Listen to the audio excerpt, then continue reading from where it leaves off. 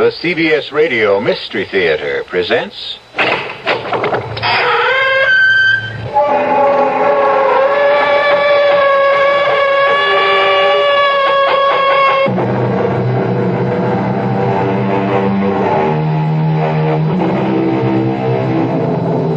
Come in. Welcome. I'm E.G. Marshall. Welcome again through the creaking door. The sound which always signifies the beginning of another tale of danger and suspense. Being in the mystery business, our fables often deal with crime and criminals. This time, it's a thief, but a thief with a very definite difference. For Ruth Moody is a young lady who walks into department stores and simply helps herself. Simply because she can't help herself. Yes, you've heard of her peculiar ailment. It's called kleptomania, the neurotic impulse to steal. But kleptomania isn't the only trouble in store for Ruth.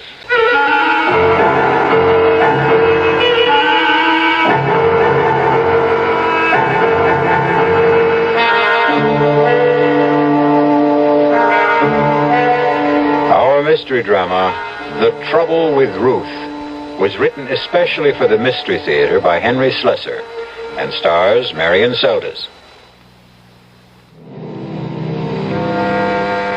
We're in Barnett's department store in the downtown shopping district, and if it looks and sounds like a battlefield this morning, it's no different from any other Saturday. Well, maybe a little more so, since Barnett is running its semi-annual clearance sale, just as it does every other month. It's the ideal place and time for bargain hunters, and unfortunately, for shoplifters. Pardon me, miss? Yes? Would you mind coming with me just for a moment, please? What for? Our assistant manager, Mr. Hutchins, would like a word with you. I don't know, Mr. Hutchins. Why should you want to talk to me? Now, please don't make any trouble. I could call the guard and have you escorted upstairs. You wouldn't want me to do that, now, would you? Guard? Well, why? What have I done? I think you know exactly what you've done now. Will you please come with me quietly?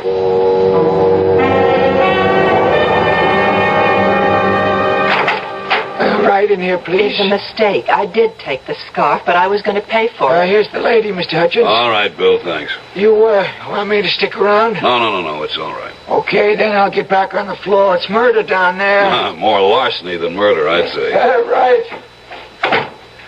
Please, sit down. Mr. Hutchins, I know it looks like I took the scarf deliberately, but really I didn't. You were going to pay for it at another counter. That the idea? No, I wanted to match the color with the purses, and that's why I put the scarf in my bag. I wanted to go over to the handbag section. Would you mind telling me your name? I'm not a shoplifter, so help me, I'm not. My name is Ruth Martin. Is it Mrs. Martin? Look at me. Can't you tell I'm not a thief? I don't even know why I took this scarf. It's just a cheap little thing. It's not at all like the clothes I wear. Well, look at me. Can't you tell? Would you wait just one moment, Mrs. Martin? What's that you've got? Oh, it's just a little handbook we keep, sort of a private record book.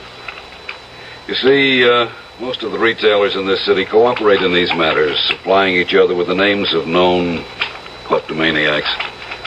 I'm sure you've heard that word before. I am not a thief. Well, that's what I'm trying to determine, Mrs. Martin.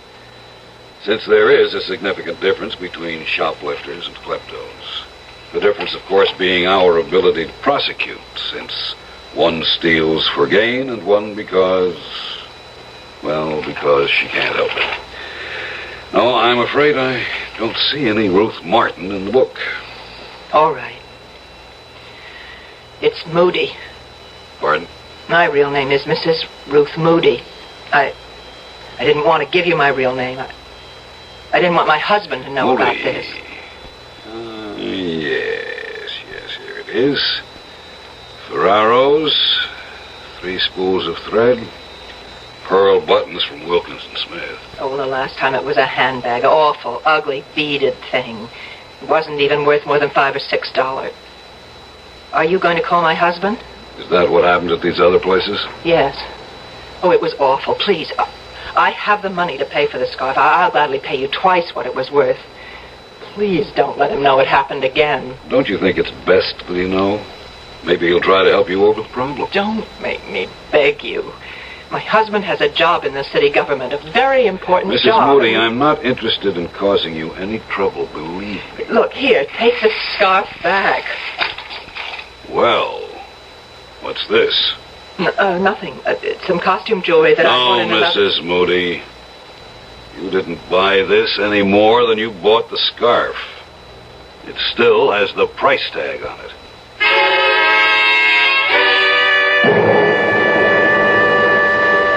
$1.95.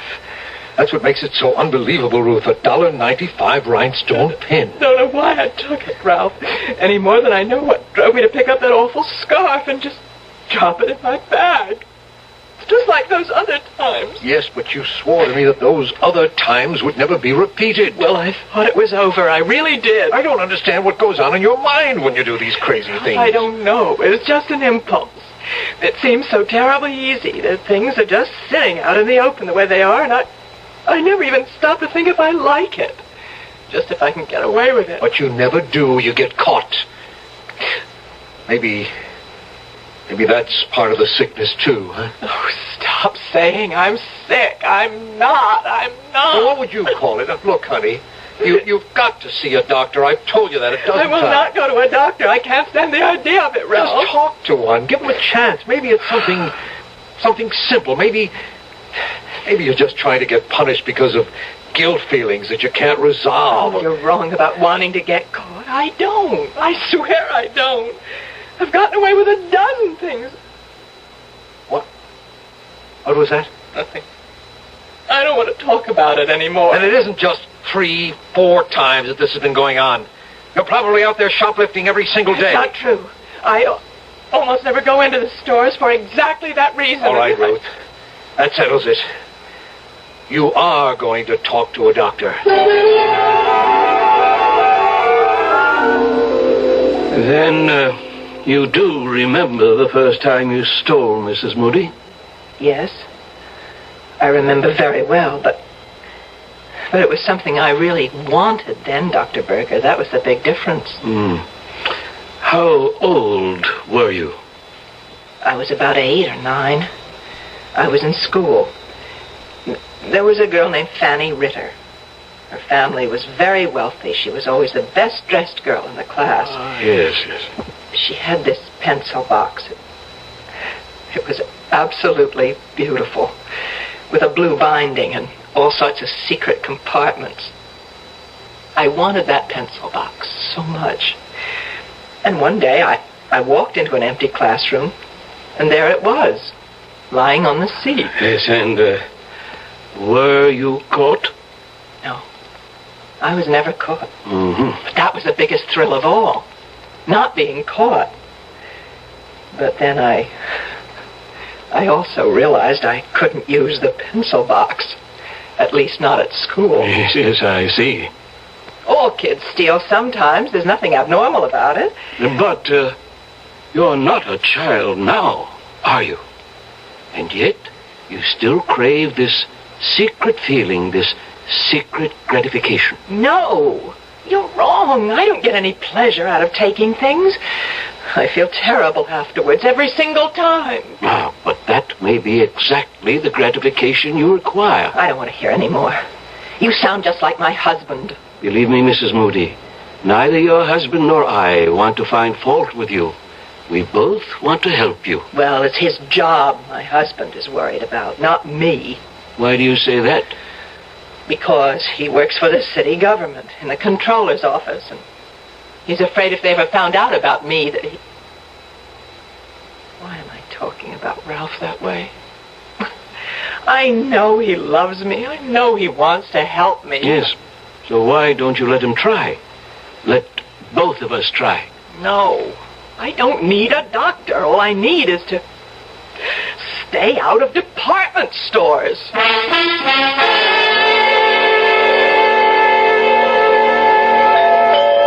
Who is it? All right. Mrs. Moody? Yes? Hi, Mrs. Moody. You don't know me, but my name is Tom Andrea. There's something I have to talk to you about. I know exactly what it is. Encyclopedias. Or is it magazine subscriptions? No, ma'am. It's nothing like that. Well, whatever it is, I'm not interested. It's about department stores. What? You know, stores where people buy things and take things, too, sometimes. Are you from Barnett's?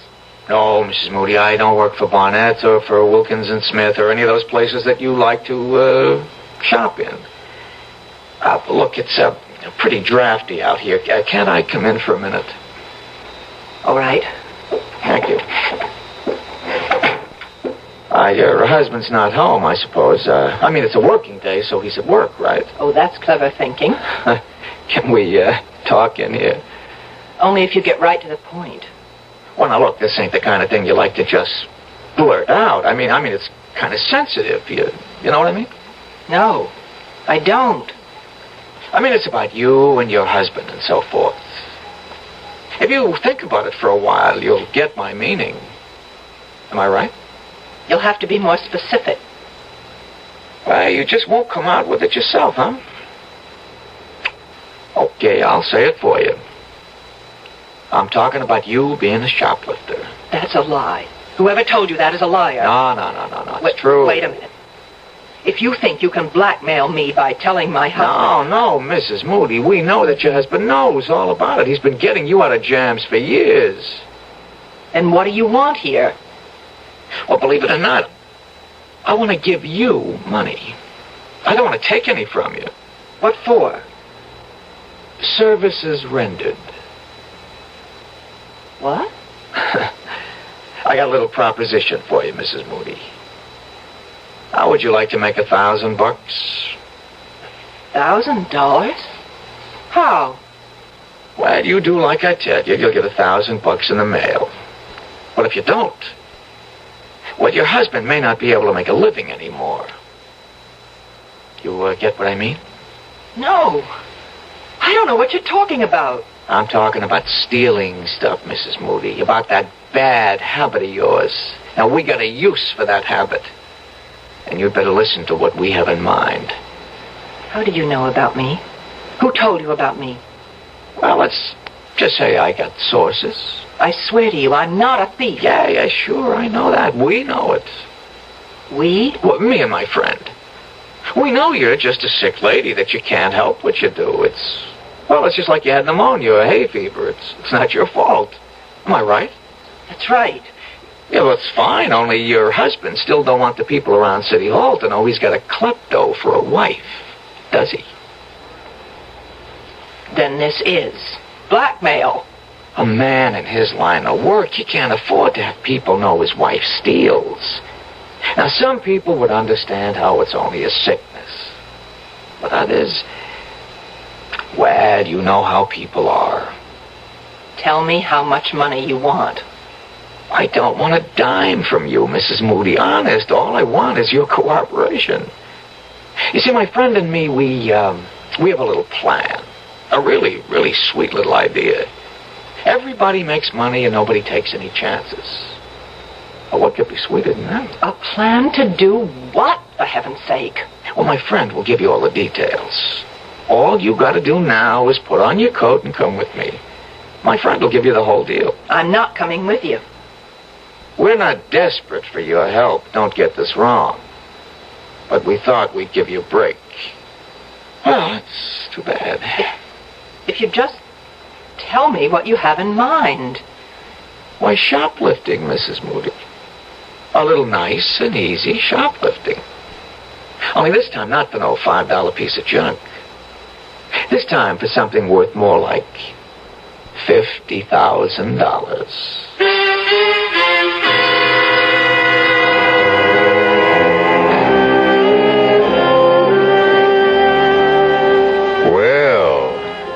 Troubles have a way of multiplying themselves, don't they? And as you've just heard, the trouble with Ruth has suddenly developed serious complications. Will Mrs. Moody's unwilling petty larceny turn into a larceny of the grand variety? We'll find out when we return shortly with Act 2.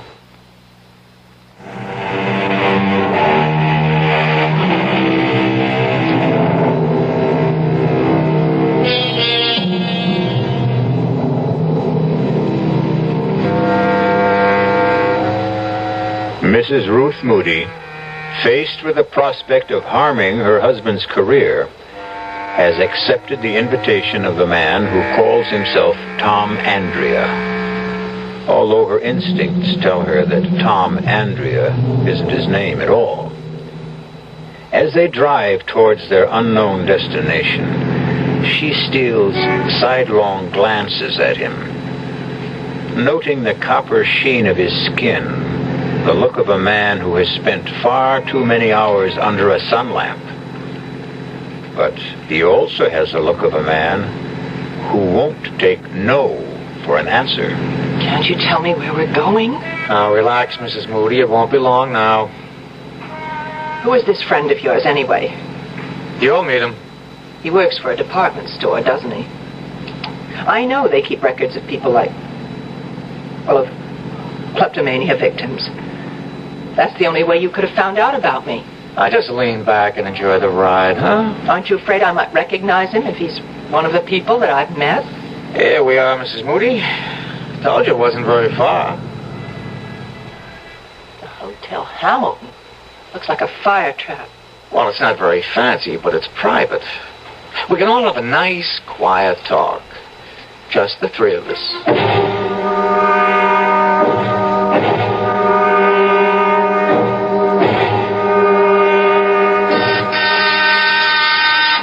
One moment. That you, Tom? Yeah, it's me. The lady with you? Yep, she's here. Just a second, then. Oh, No, don't be scared, Mrs. Moody. My friend doesn't really look like that. He's just got a stocking over his face. Come in. I hope you will forgive the mask, Mrs. Moody. I know it looks grotesque, but it's necessary. For your own protection. for me? It's important that you don't recognize me after our business is concluded. It would be embarrassing if we were to run into each other in different circumstances. In a department store, for instance? What my friend means, Mrs. Moody, is that if you started hollering for the cops when you saw him again, we would have to do something about you. Understand?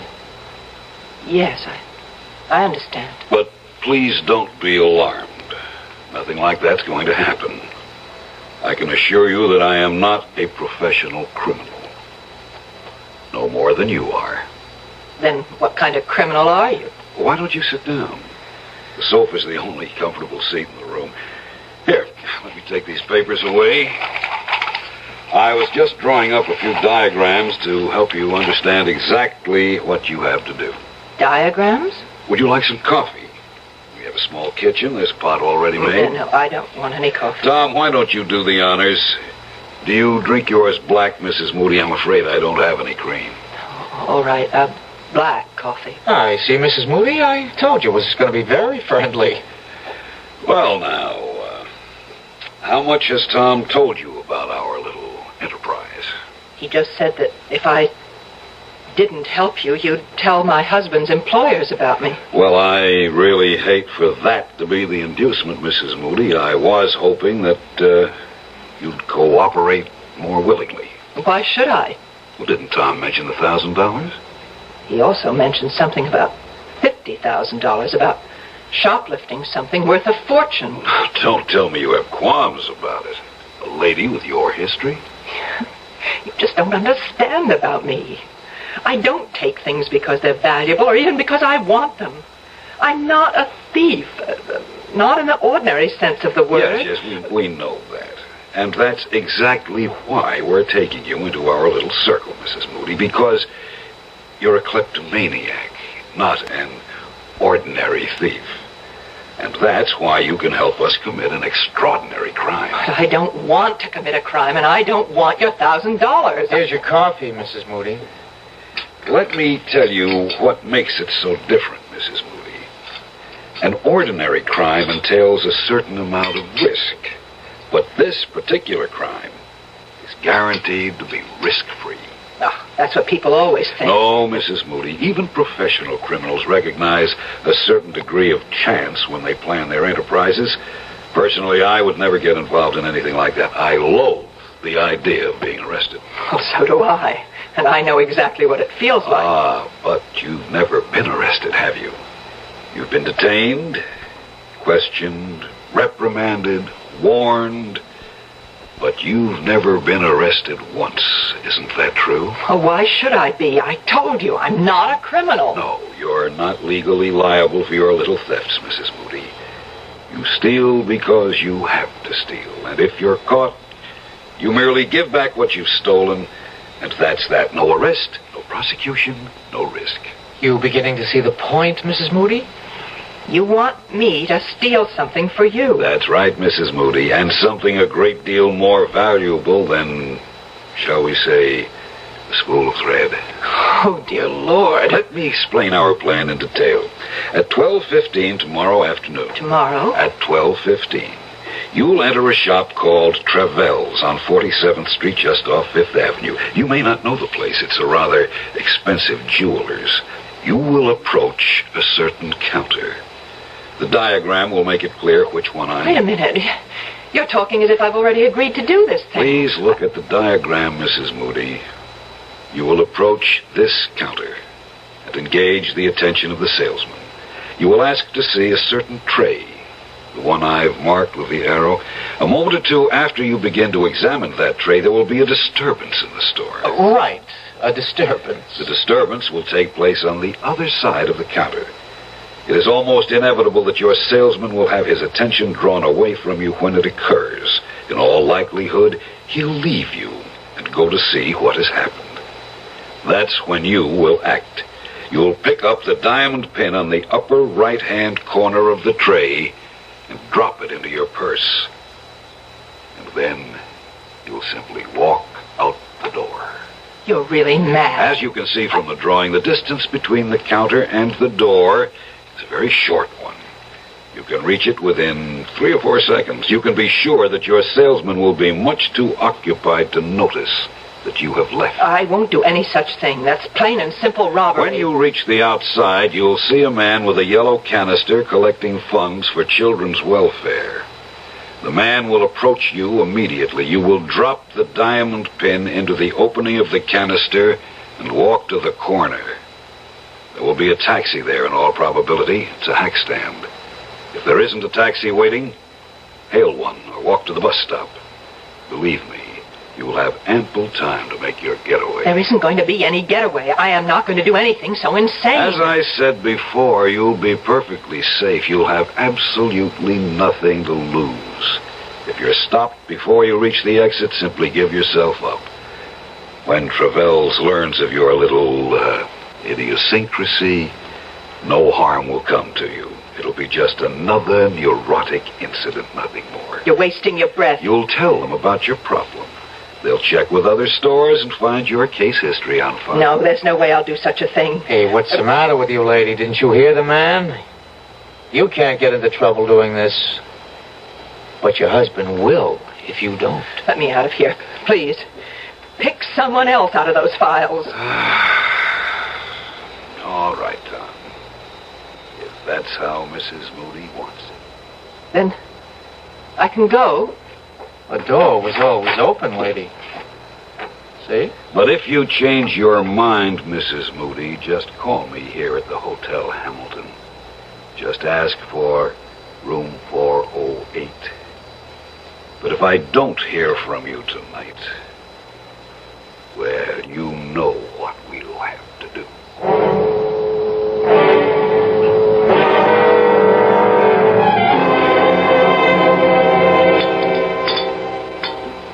You've sure been quiet tonight, Ruth. Have I?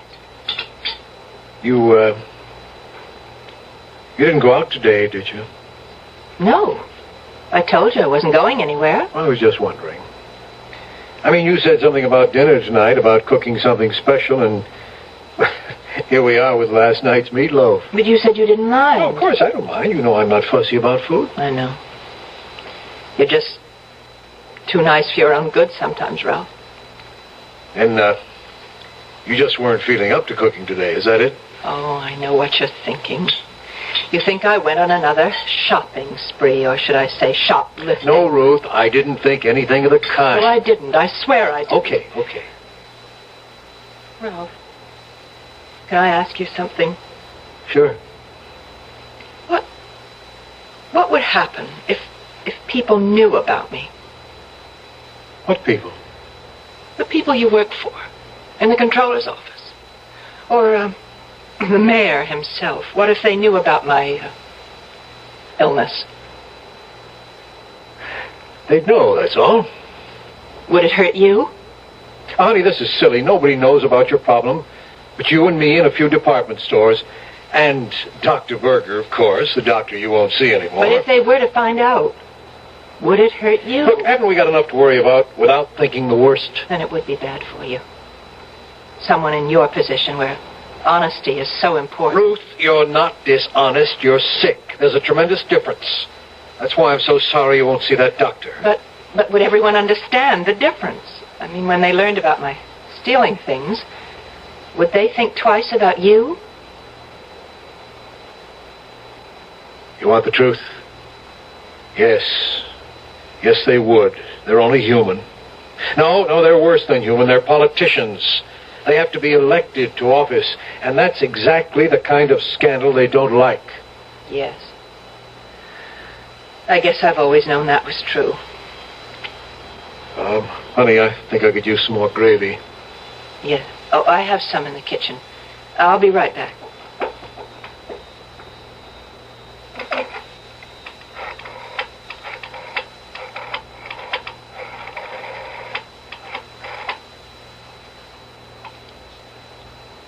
Is this the Hotel Hamilton? Room 408, please.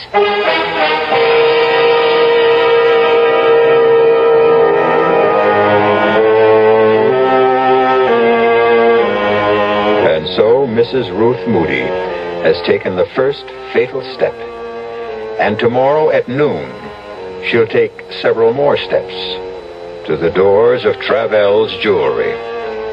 And for the first time in her life, Ruth will steal and know the reason why she's stealing. Will it really make a difference? I'll be back shortly with Act 3.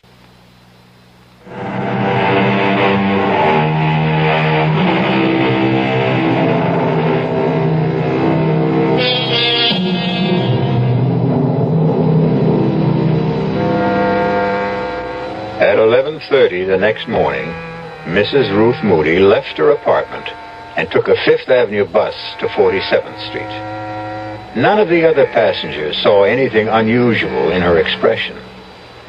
They couldn't read the turmoil of her thoughts or the fear that haunted her eyes behind the sunglasses she wore to hide them. She kept telling herself that what the man in the stocking mask said was only too true, that no matter what happened, she couldn't be blamed for what she was about to do. She was still telling herself that when she pushed open the heavy glass door of Travell's. May I help you, madam? Oh, yes, please. I'm looking for a diamond pin. It's a present for my mother. I see. Do you have any particular kind of pin in mind? We have everything from abstract designs to representational pins. You know, animals and flowers and so forth. Maybe if I just browsed a little? Certainly. You can see some of our selection right here, but we do have others. Oh, yes. There's so many, aren't there? Of course, it would help if you knew the price range. Well, the price isn't important. It's just that the pin be right. Yes, I see. This tray right here, on the first shelf. Yes. Well, that seems to have quite a few nice pins. Yes, I'll bring it out for you. Actually, these are some of the best stones in our collection. You have good taste. They really do sparkle, don't they? This is what I meant by representational. As you can see, it's in the shape of a cat. Oh, well, no. My mother hates cats. I think maybe just something simple. You just take your time. All right. Thank you.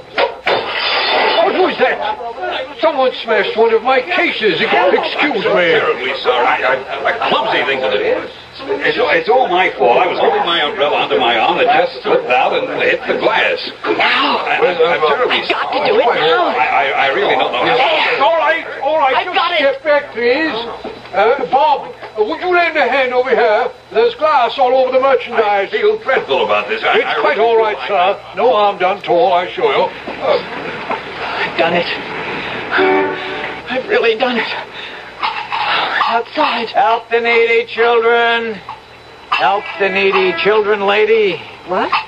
Please help the Children's Welfare Society, lady. Oh, yes, of course. Here. That's all I have. Thanks very, very much, lady. Thanks a lot. Help the needy children.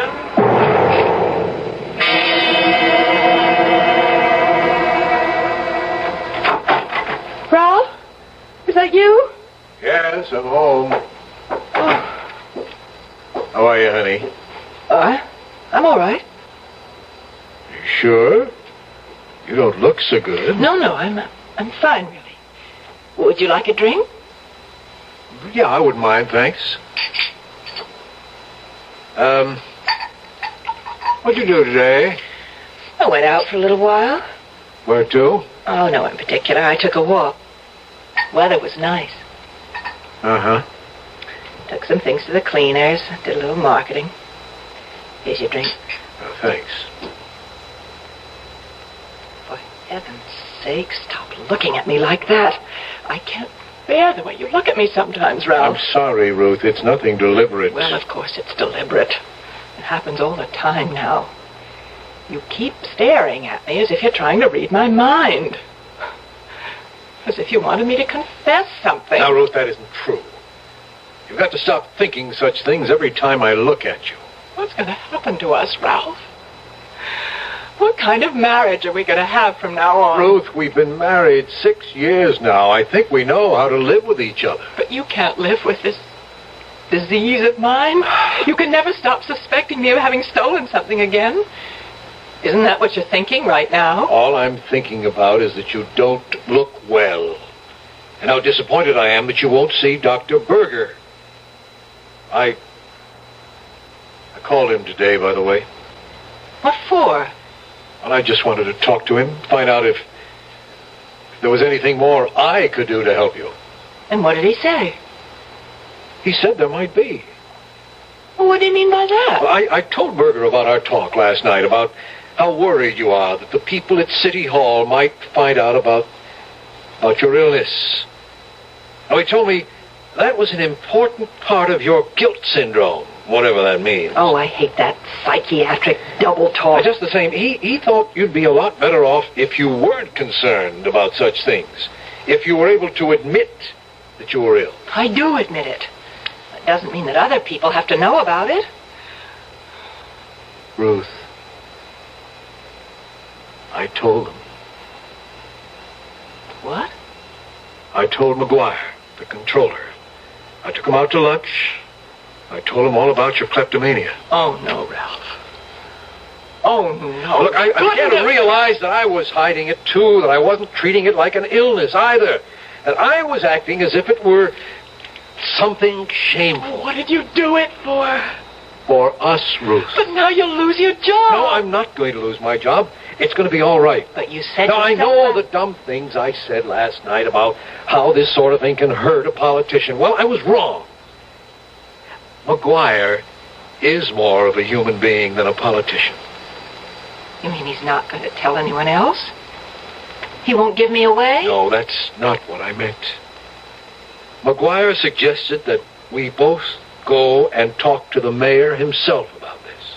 Oh, Ralph, you can't. I already have, Ruth. What? I've seen the mayor. And you know what he said? He said that it wouldn't make any difference to him this year or next year when he recommends me for the #1 job in the controller's office. The #1? That's right. McGuire is moving up. I'm next in line for his job. And the mayor is behind me now, Ruth. Do you think he'd be behind me if he really thought my wife was a thief? Oh, dear Lord! Ruth. Oh, what have I done? What have I done? Honey, what is it? Oh, why did I go through with this? What's the matter, Ruth? I just told you everything's okay. No. I've ruined everything now, Ralph. If you knew what a horrible thing I did today, What are you talking about? I am a thief now. God help me, Ralph. I really am a thief.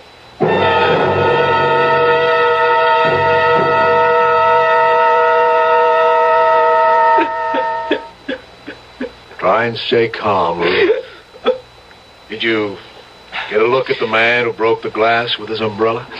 Do you think that he was the same man you met yesterday at the Hotel Hamilton? I'm sure he was. But I told you he was wearing a stocking mask over his face.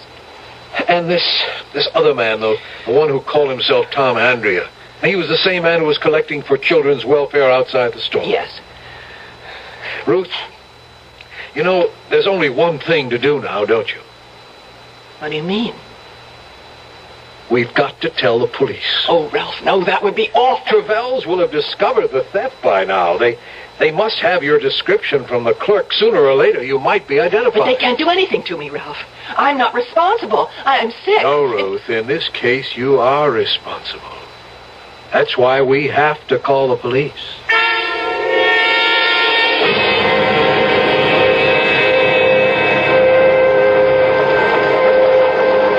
All right, Mrs. Moody.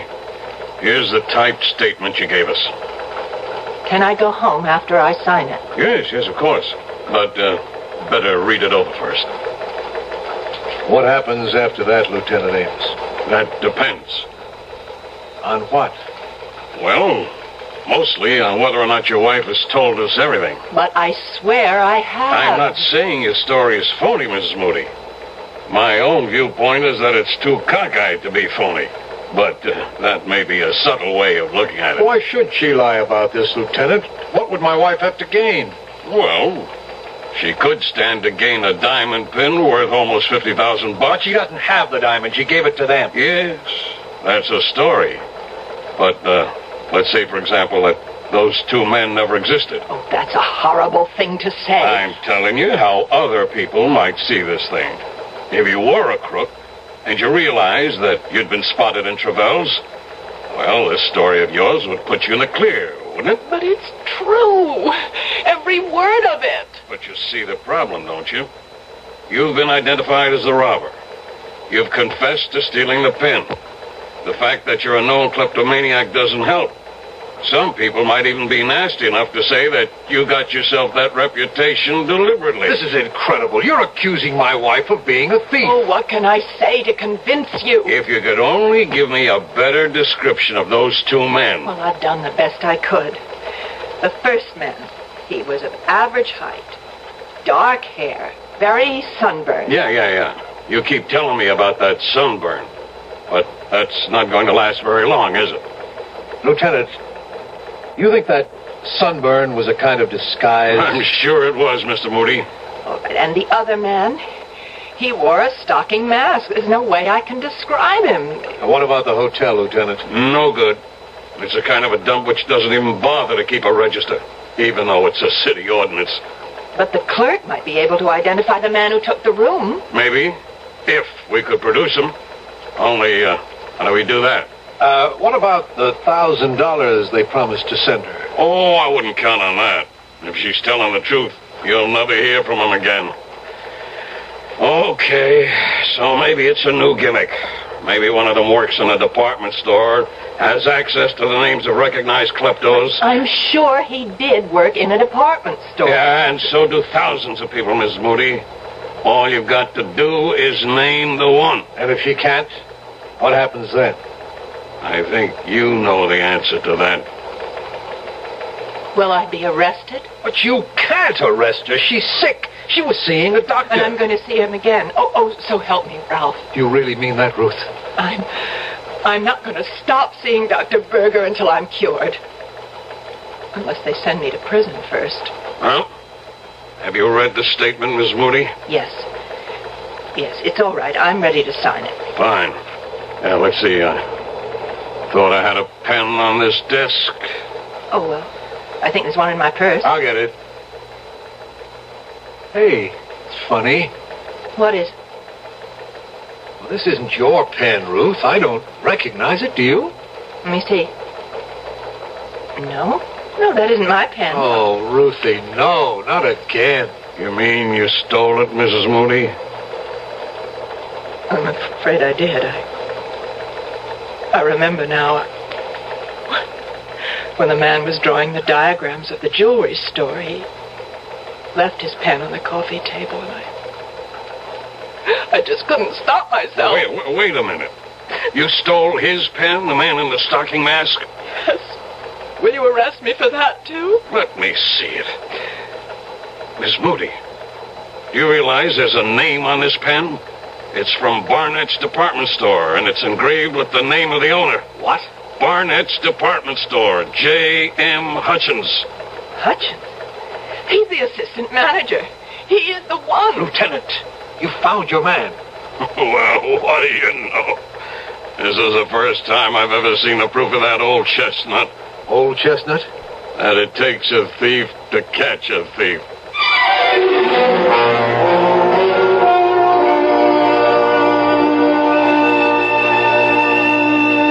The moral of this story might be, never steal anything small, particularly if it's a diamond pin worth $50,000. Will you be happy to know that the police investigation proved the guilt of Mr. J.M. Hutchins and the innocence of Mrs. Ruth Moody.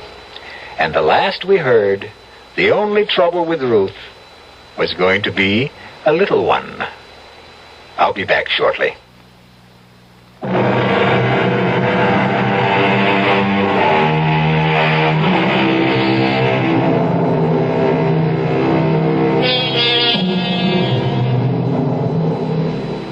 We hope you've enjoyed our story, and we hope your reception has been as good as the reception we've been getting at the Radio Mystery Theater. In case you haven't heard, we're attracting millions of listeners all over the country. Yes, television has its rabbit ears, but we have human ears. Thank you for lending them to us. Our cast included Marion Seldes, George Petrie, Jack Grimes, Jackson Beck, and Gil Mack. The entire production was under the direction of Hyman Brown. This is E.G. Marshall inviting you to return to our Mystery Theater for another adventure in the macabre. Until next time, pleasant dreams.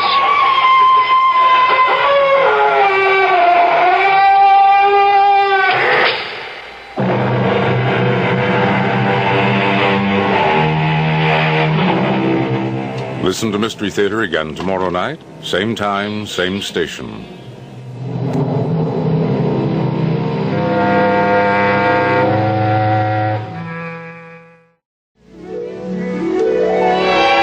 Filling the air with bright and beautiful music.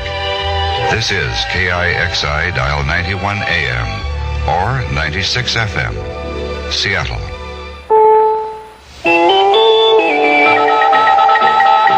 CBS News, citing what he termed selective news leaks, Presidential Attorney James St. Clair Thursday demanded the House Judiciary Committee immediately open its impeachment hearings to the public. Chairman Peter Rodino refused, but said he was taking steps to avoid more leaks, some of which dealt with White House tapes the committee members were hearing. This is Doug Poling reporting on the CBS Radio Network. The Judiciary Committee met again in secret Thursday night and listened to some more tapes. Emerging from the session, several members were asked by reporters if they heard any ethnic or racial slurs in one of the conversations between John Dean and President Nixon. One member, Robert McClory, said yes, but declined to elaborate. McClory did add he didn't say anything against the Irish so far. Former Attorney General Richard Kleindienst Thursday pleaded guilty to a misdemeanor charge, refusing to answer Senate questions about the ITT case. Kleindienst entered the guilty plea on the misdemeanor charge after plea bargaining with the Special Watergate Prosecutor's Office, which was investigating his statements before the Senate Judiciary Committee and the Watergate Grand Jury.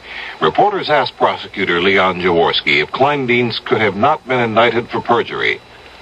The decision was that this was the appropriate charge, and this is as far as I can go. Mr. Jaworski, wasn't this a contorted reading of the statute, however, the refusal to testify? He didn't refuse to testify, he lied, didn't he? No, the charge, if you will read it closely, says that he refused to testify accurately. Now, you just construe that yourself. There appears to be some question whether Kleindienst will face disbarment proceedings in Arizona, where he's licensed to practice law. The Arizona Bar Association says it'll look into the matter. Transit workers in Chicago have gone on strike, a move that will affect millions. A report from Len Walter of station WBBM in Chicago. Chicago's thousands of buses and rapid transit trains stopped rolling at midnight when their drivers and motormen hit the brakes. The strike was called by the Amalgamated Transit Union when negotiations over a cost of living escalator remained unresolved at the appointed time of the strike. The talks continued until a half hour later, then bargainers for both sides emerged to say they were at a stalemate. A mediator failed to help. So at the rush hour, just a couple of hours away, at least 2 million Chicagoans who daily rely on the CTA will now have to find alternate means of transportation. Already, Chicago cab companies are doing a land office business, and police are being called out to deal with what is expected to be the worst traffic jam to hit Chicago in many years. Picket lines have been established at all CTA facilities, and the strikers vow to remain off the job until their demands are fully met. This is Len Walter for CBS News, Chicago. This is the first time in Chicago history that all mass transit facilities have been out at the same time. Arabs are threatening their own retaliation for Israel's retaliation Thursday. Israeli jets pounded refugee camps in southern Lebanon, striking back after the Arab commando attack Wednesday that left 24 Israelis dead. Palestinian leaders are promising what they term swift revenge. In Cairo, the Middle East news agency says the Arab world will not stand idly by. Even a thief has a certain amount of professional pride, as we learn in the case of Dennis Evans. He's serving a term at the Rhode Island State Prison for robbery. A Providence newspaper recently published an item about Evans' case and reported he was caught on the spot during a drugstore holdup. Evans wrote the newspaper protesting the story. He says he was not caught on the spot, but was arrested a mile away and an hour and a half later. Evans says the report of his being caught on the spot is, in his words, an affront to my professionalism and skill. In case you've never gone to a theater to see the 1939 film classic Gone with the Wind, you might be able to see it on TV next year. UPI reports NBC TV has paid $5 million for the right to a single TV showing next year of Gone with the Wind. If it's true, this is the highest price a network has ever paid for a single program. Doug Poling, CBS News.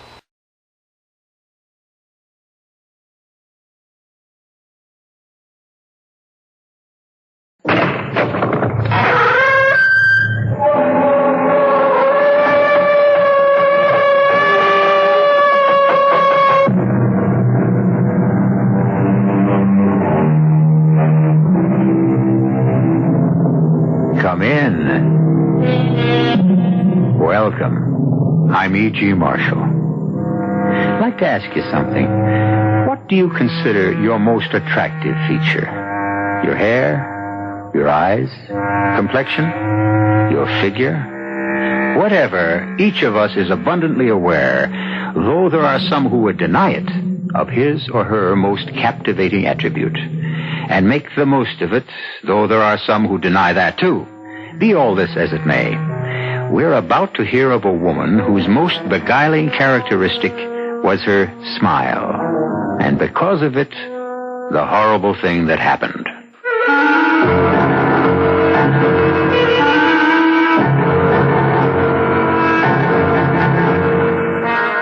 Our mystery drama, Berenice, was adapted from the Edgar Allan Poe classic, especially for the Mystery Theater by George Lothar, and stars Michael Tolan and Norman Rose.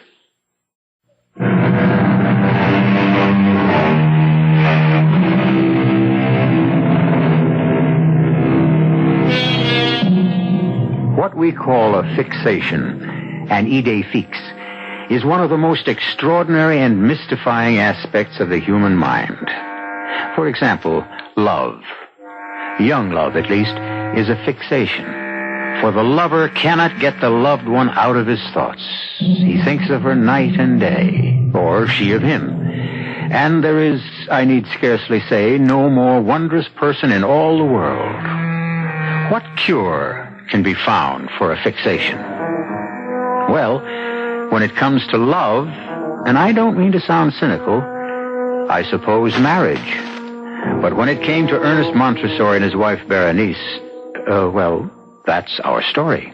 Do not tell me, Anthony, what I must do or must not do. Ernest, please. You are my friend. You are my attorney. You have come here to Mangrove Manor to straighten out whatever legal matters attend Berenice's death, and that is all. Ernest, I didn't mean to offend you. I am not offended. I am irritated.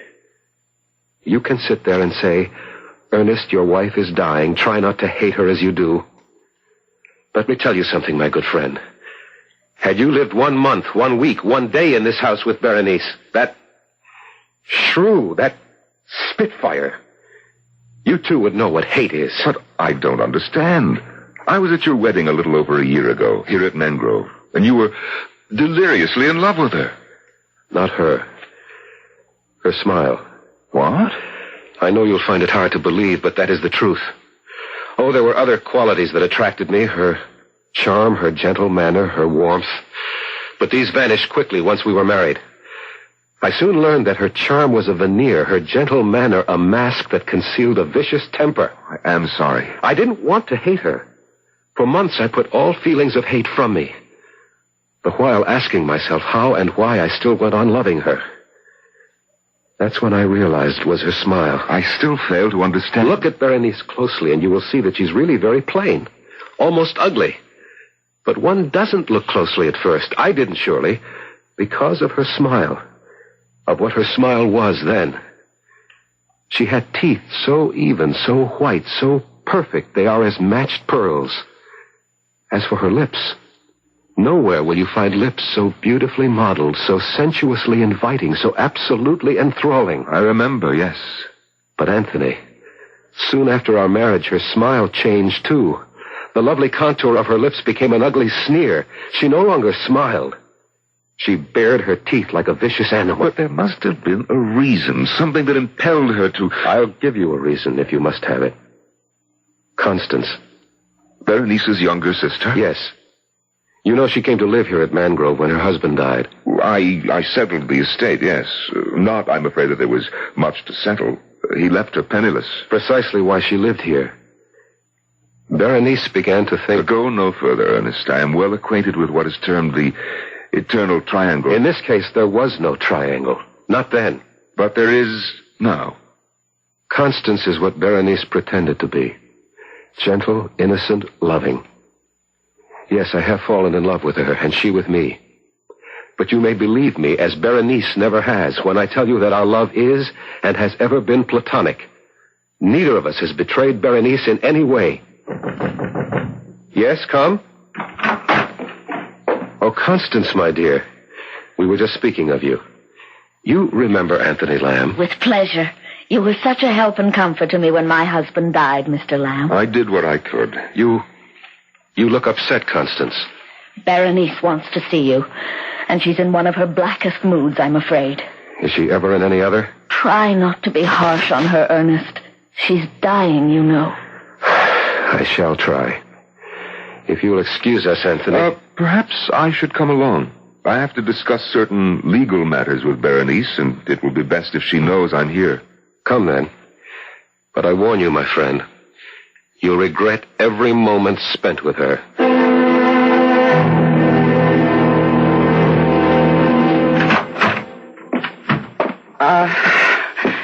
It's you. You wanted to see me, Berenice. You.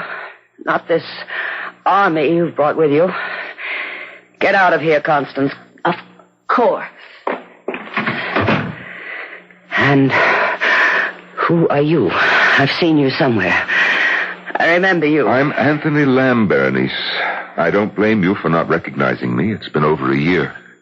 Oh, yes. Yes, I remember you now. Ernest's friend, the pettifogging lawyer, the shyster. Why are you here? Well, now Yes? Well, Ernest asked me to come because... Well, Berenice, I'm told you're quite ill, and at such times it's best to... To make sure that all will be legally neat and tidy when I'm cold in my coffin. Oh, you put it much... The only way it can be put. I'm dying, and I know I'm dying, and so do you. If you don't, you must be blind. And if you want proof of it, look. Once my smile was the most ravishing smile on earth. Look at it now. Yes, the color leaves your face, Mr. Lawyer. You all but shrink away because it's no longer the beautiful smile of the living Berenice, but the ghastly grin of the Berenice who'll soon be cold in death. Stop it. Stop smiling. Dear husband, what is it? You used to tell me my smile captivated you, enslaved you. Can it be that it now repels you? Oh, don't turn away. I won't look at you, not when you smile. Don't look then, for all the good it'll do you. You'll remember. Soon I shall be dead. But my smile will never die. It will live on in your brain, Ernest. Wherever you go, whatever you do, it will be with you. No. This smile... This ghoulish grimace, because it was what you married, what you loved, and then came to hate. And you will hate it till the day you die, Ernest. For till that day, awake or asleep, it will haunt you.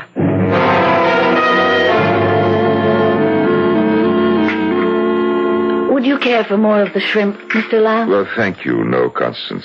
Oh, and do call me Anthony, won't you? It'll make me feel so much younger. If you wish. Ernest, won't you eat? You haven't touched a morsel. Not hungry. But you must keep up your strength. If you're not careful, you'll be having nightmares again. Nightmares, Ernest? The most horrible you can imagine. Berenice has all but ruined my health. Ruined it. Hush now, we mustn't talk that way. What other way is there? No more wine, Ernest. Another glass can do no harm. No more, dear. For my sake. For your sake, anything. Anything except to lie about my true feelings. You, Constance, you have lived in this house for nearly a year. You know the hell she has made of my life. You know that I could not mourn her passing. And what is more, you know that I love only you. Ernest, it is not the proper time. I know, but Now, you are overwrought. It is not you speaking, but your nerves. Listen to me. Constance. My sister lies upstairs dying. Whatever you think of her, in these last days of her life, though we cannot in truth love her, we can, in all dignity and honor, try at least not to hate her. You must try, Ernest. You must. Yes. And with your help, I shall. But you will not succeed. Berenice. How did you get here, out of bed? I rang my bell, but no one came. I called, but you did not answer. We didn't hear. And so I found the strength, what strength remains, to come down and tell you I am about to die. No. When death is near, you know it. Full well you know it. I have little time left now. Perhaps only minutes. A glass of wine. Of course. He hurries to assist me, to comfort me, when in his heart he would kill me. No, Berenice, I would not. Liar. Berenice, you hate me. Say it, you hate me. Say it. Here, the glass of wine you asked for. That's your glass of wine. Sniveling, nightmare-ridden fool. I had hoped I'd at last found a man when I married you. You were like all the others. Berenice, let me help you back to your And bed. as for you, did you think I wasn't on to you and your little tricks?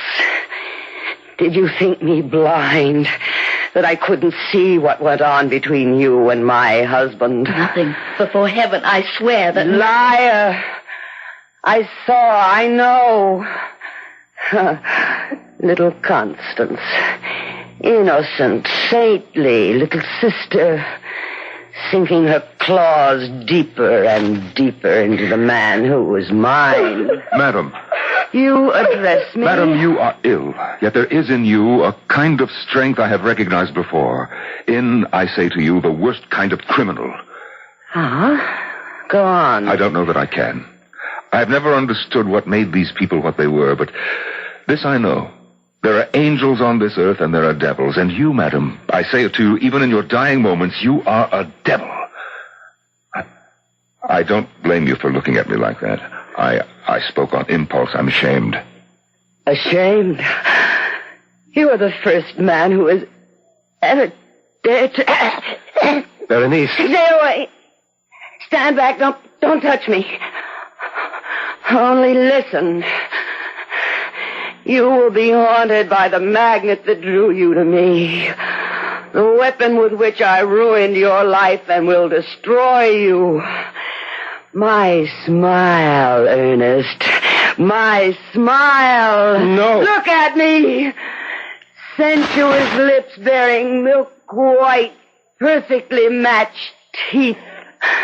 Look. Here, let me... She's falling across the table. I think... Yes. She's gone. Berenice is dead. No. Ernest, don't. Her mouth. She is staring at me with her teeth. Anthony, in heaven's name, close her mouth. Close her mouth!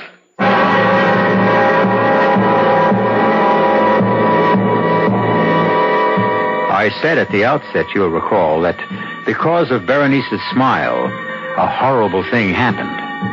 What has just happened in the dining room of Mangrove Manor is indeed horrible, but nowhere near as horrible as that which is about to take place. I will return shortly with Act 2.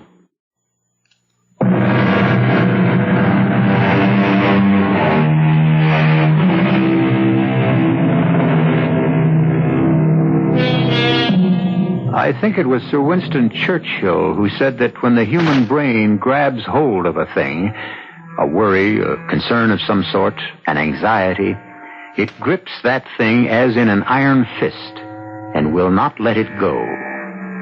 Clearly, then, this is what has happened to Ernest Montresor, who, even while she was alive, could not get his wife's sneering smile out of his head. And now that she has been placed in the family vault on the estate near Baton Rouge, Louisiana, well, listen. Ernest. Yes, Anthony, what? It's more than half an hour since everyone left. Constance and I are getting chilled to the bone here in the vault. Let's go back to the house. Not till I'm sure the lid of Berenice's casket is nailed tight. But you are sure? It's madness, I know, Anthony. But I have the fear that somehow, in some way, she'll get out of her coffin and haunt me. You're letting your imagination run away with you, Ernest. You're tired, overwrought. My sister is dead. She'll not get out of her coffin. Come now. Ernest. Yes. Let us return to the house.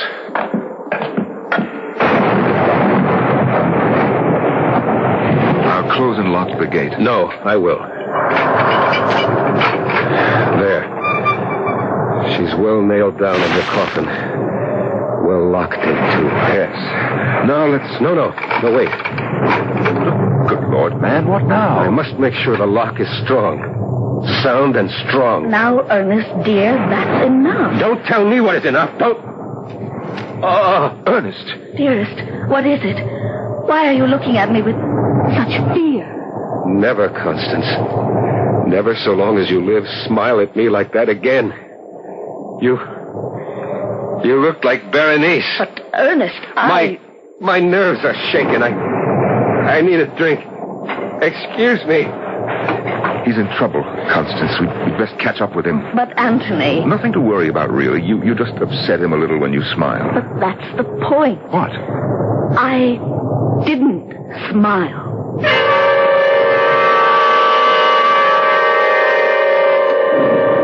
Will you take another brandy, Anthony? Thank you, no, Constance. As they say, one is as good as more. I wish Ernest thought so. Yes, he is drinking a bit too much, though he doesn't show it. His nerves burn up the spirits quickly. I have never seen him in such a nervous condition, never so exhausted. Let's hope he's having a good, deep, restful sleep. Speaking of what is good for Ernest, I hope you'll be able to stay with us a while, Anthony. I should like to, but I have pressing business in Baton Rouge. A few days? It would be such a comfort to Ernest. I'm sure, but the comfort he really needs is what you can give him. Constance, may I speak frankly? Of course. In ordinary circumstances, by which I mean had Ernest and Berenice still loved each other, I'd not suggest anything of this sort, but for all things considered, Constance, I should like to see you marry Ernest as soon as possible. Berenice not yet cold in her grave, and you? I do, yes. Constance, you alone can give him the love and the warmth he so desperately needs. I know, but... Oh, Anthony, whatever she was, Berenice was my sister. How can I, in all conscience, marry her husband within so short a time? It would be an act of indecency. Oh, no, an act of charity and of love. My dear, no immediate decision is needed. Think about it and should... No! What in the name of heaven? It's Ernest! No! Come, quick! No! Ernest, merciful Lord, what is it? Oh, it's you. You, good friend, and Constance. Then it was a dream. What was, my dearest? I dreamed that I was awake, that I'd awakened from a sound sleep. It was all so real. I heard the storm outside and saw lightning brighten the room and thought, oh, good, I did manage to sleep and get some rest, and now I've awakened and... Yes, and? And then I saw it, hanging in the darkness of the room, burning bright in the black pitch of night. Saw it. Gently, my darling, gently now. Saw what? The smile. Berenice's smile, her disembodied smile, nothing else. It hung suspended in the dark before my eyes, the lips drawn back, the teeth shining in the blackness. Oh, Ernest. And then her teeth, those terrifying white, even teeth parted as she began to laugh. The most hideous laugh I have heard in all my life. Her mouth, her bodiless mouth, as it laughed, it started coming closer to me. Closer. And I screamed. Anthony, what's to be done? We must fetch the doctor, and at once.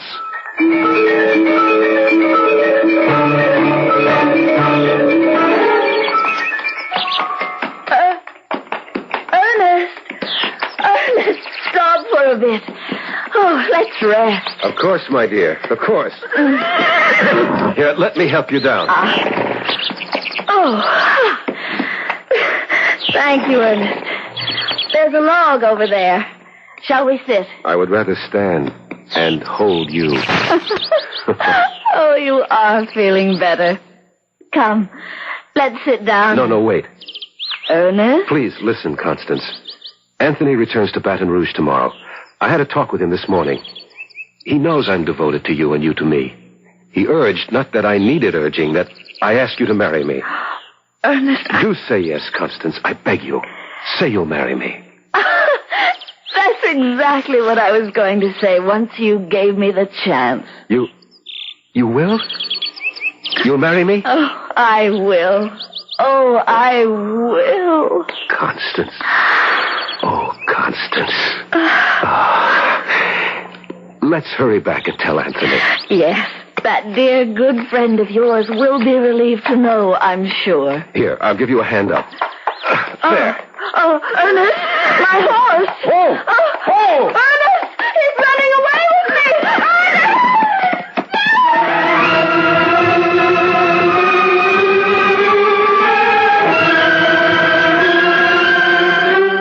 Anthony, I must go up. Patience, good friend. The doctor should be down any moment. But he's been with her for more than an hour.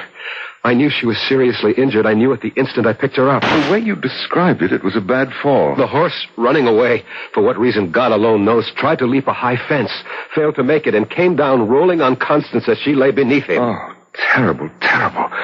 But no sense anticipating the worst. Constance may not be seriously hurt at all. Constance is dying. What? She is dying. Oh, come now, Ernest. You carry even your nerves too far. There's something I didn't tell you. When I got to Constance, she was unconscious. I knelt beside her, got my arms under her, raised her, and stood up. I began to carry her to the house. A long distance. I'm not very strong. I tire easily. And so after a short time, I stopped for breath and looked at her. Looked into her face, Anthony. Yes? Her eyes were open, and she was smiling. The lips pulled back, the teeth showing. For an instant, she looked like Berenice. For that instant, she was Berenice.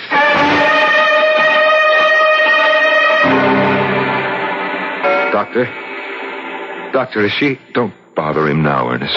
But I can bear no more of this waiting, this interminable waiting. Look at her.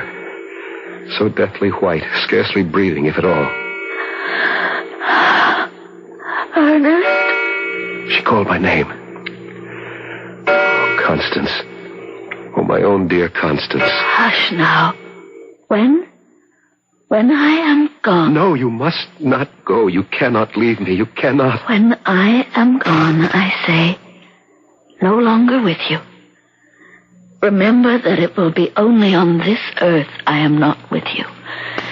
In spirit, I shall be beside you always. You are not going to die. You will be at my side, alive and beautiful, and my own dear adored wife. No, that is not to be. Berenice has seen to that. Berenice? She was there.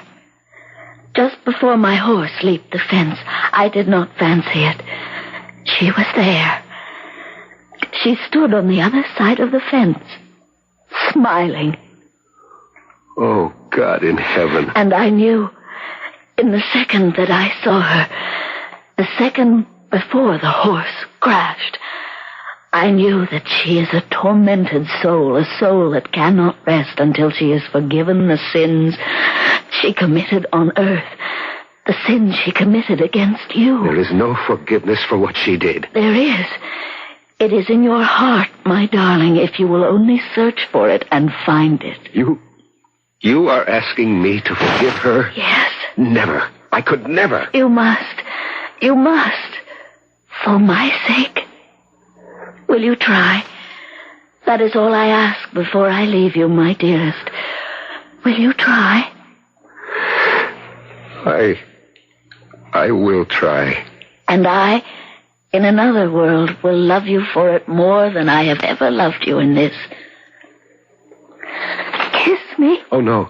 No, not if by saying that you tell me the time is near. Not if you tell me that. Yes. Oh, yes. Constance? Constance? I'm sorry, Ernest. She's gone. Oh, no. Leave him to me, Doctor. You have other matters to handle. Come, Ernest. Sit down. Here in this chair. Sit and I'll pour you a brandy. Dead. Dead. Dead. I know how you feel. But you mustn't go to pieces. Think of what she said. That she will be with you. At your side always. What good is that if I cannot see her? Touch her? What is he doing, the doctor? What must be done? Closing her eyes, straightening her limbs, placing her hands in repose. When he is finished, I shall sit with her, Anthony. Of course. And not leave her side till we take her to the vault. What's that? What? Listen. Someone laughing. No one is laughing. Huh? Berenice. It is Berenice. Huh? She is laughing from the vault. From the vault. You doubt me? Here. I throw wide the window. You hear? You hear? I hear nothing. Laughing in triumph. Vicious triumph, because once again she shattered my heart. Laugh, damn you, laugh! But I shall have done with you yet! I shall! Oh! Doctor, quickly. He's fainted dead away.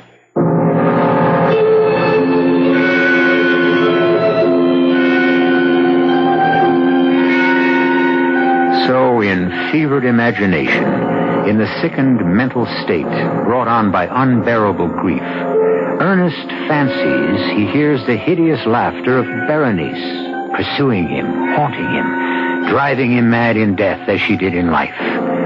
Or is it fancy? We'll know more about that when I return for Act 3.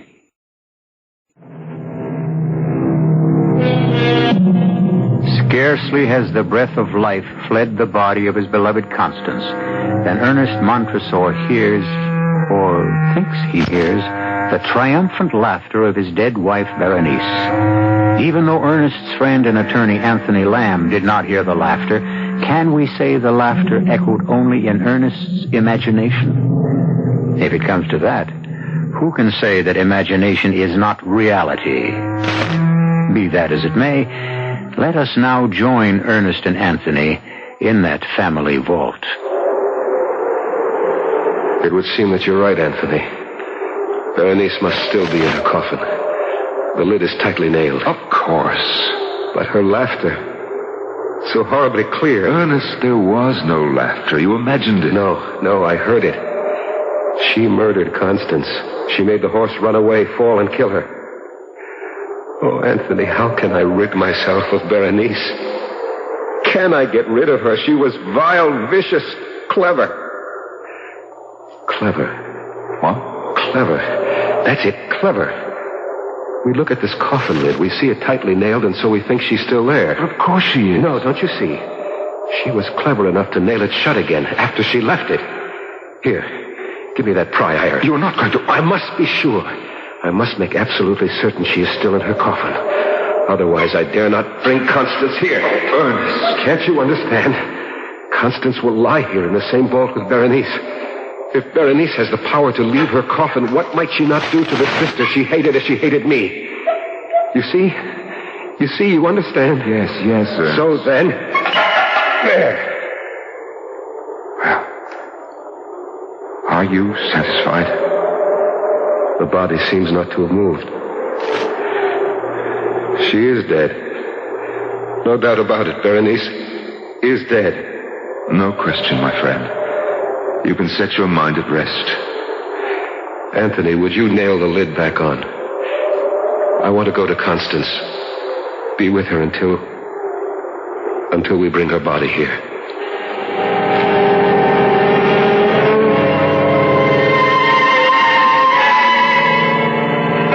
Ernest. Yes, Anthony?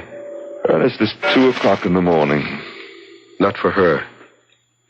Not for Constance. For Constance, there is no time now. Ernest, please go to bed. To bed? To dream? Once again to ride a nightmare? I asked the doctor to give me a sedative for you. Now, if you'll take it... It will do no good. More harm than good. I've taken them before, and I cannot leave Constance alone. Not to the awful loneliness of death. I will stay with her. No. I will. I must. Ernest, hear me now. You will drive yourself mad if you go on like this. As your friend, What? You heard it? I am not hearing things. That sigh. It was Constance. And look, Ernest, look. Color. Her cheeks. Color coming into her cheeks. Pulse. How do you feel for a pulse? Now, let me... Yes? Yes? There is no pulse. And yet, a faint warmth. Her wrist beneath my hand feels...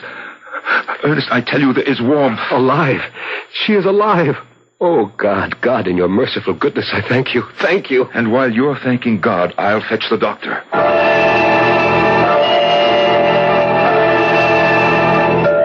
Thank you, Doctor. I'm sorry to have put you through all this trouble. Thank you, and good night. I'm I'm sorry, Ernest. Strange. Strange. Very. There was color in her cheeks, warmth in her body. Yet by the time the doctor arrived, the warmth had fled. The color vanished. She was once again a corpse. Anthony, what do you make of it? I cannot say. I don't know. It's one of the most baffling things I've ever seen. But then Mangrove Manor seems alive with strange things.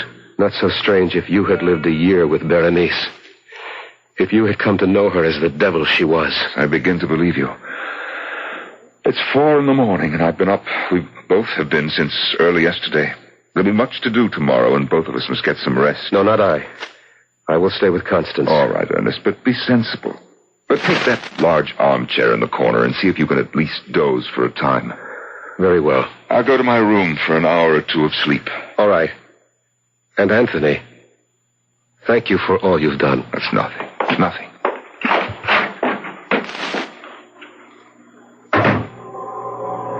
Constance.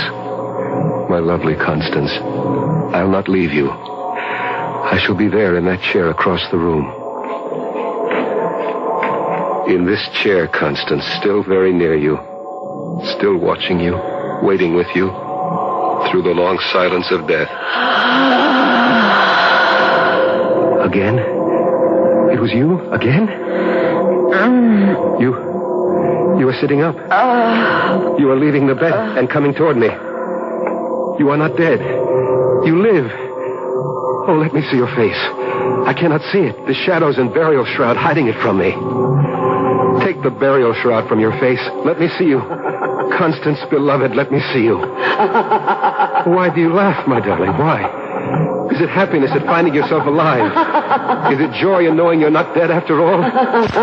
Here, let me take away the shroud. There. What? The lips. What? The teeth. Berenice. You are Berenice in Constance's body.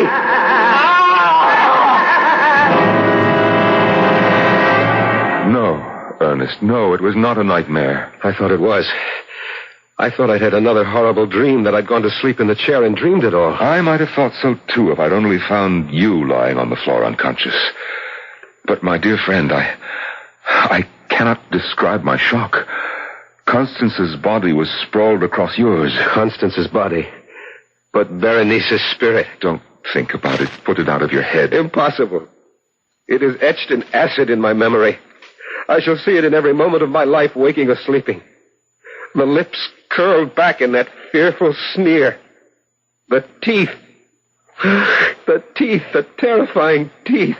If only I could blot them from my mind, but I can't. Perhaps you can.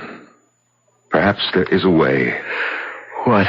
If, as you think, Berenice is using Constance's body to haunt you, torment you... She is. Then all we need do is what we must do in any case. Bury Constance in the vault. But of course, I sicken at the thought of placing my own dear lovely Constance in that cold, moldy chamber. And yet it must be done.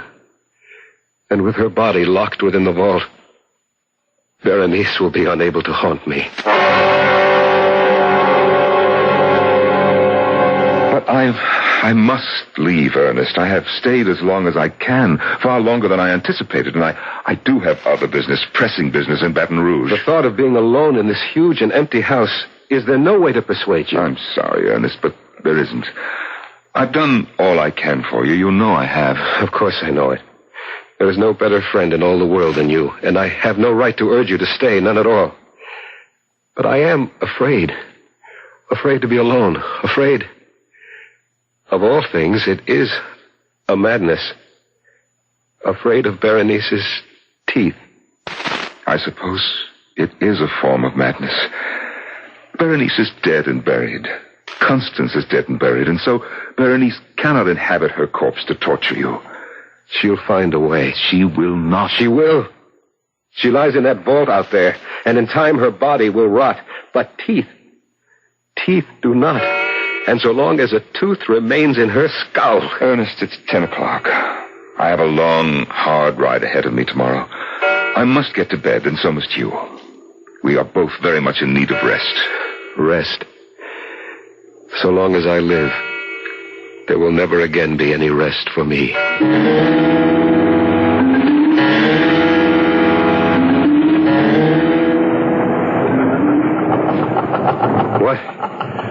What? Berenice, that laugh. Did I hear it or only dream? Open the window and listen. Nothing. A dream, another nightmare. To bed, Ernest, too. But what is this? I'm wet to the skin. My nightclothes are drenched. My feet caked with mud. Oh, wait, it comes back to me now. The dream. The nightmare. Was it a dream or did I? Anthony! I'm coming. Good Lord, man, what is it now? Come into my room. Yes, but what is it? What's happened? Another of your awful nightmares? Well, I don't know. You don't know if you had a nightmare or you didn't? If it was a dream, then that's what it was. But if it wasn't, if I really did the thing I thought I dreamed, then Anthony, I am mad. What do you mean? I mean that if I really did it, I've done something so horrible it could only be the work of a madman. Ernest, what did you do? I dreamed. Oh, make it a dream. But look at me. My clothes soaked through, my feet muddied. I must have done it. Done what? What? I left my bed and went outside to the tool shed. The tool shed? And found what I was looking for. And then I went to the vault. In this storm you went? Yes, to the vault. I unbolted the gate and went in. And then I pried open Berenice's coffin. Oh, no. Yes. There she lay, moldering in death. But the lips drawn back and the teeth, those white, even, perfect, gruesome teeth, exposed. I stared at them, stared in a horror of fascination. And then taking the instrument I brought with me, I did what had to be done to save my sanity. What did you do? I dare not speak of it, put words to it. Nor can I bear to look. Look? To see, was it dream or reality? Look at what? When I had done it, I returned here to my room. I placed the instrument on the mantel. In my dream, I placed it there. And though it must be a dream... Please, go to the mantel. See if the instrument is there. Very well, Ernest. I see nothing here but a pair of pliers. Oh! This is the instrument you used in your dream? No dream. No dream. Can't you understand that now? No dream. The pliers are there. I did it. May a merciful God forgive a madman. I did it. The table. My bedside table.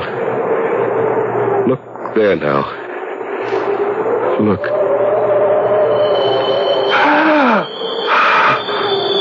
They are there. They are here. On your bedside table. All of them. All of Berenice's teeth.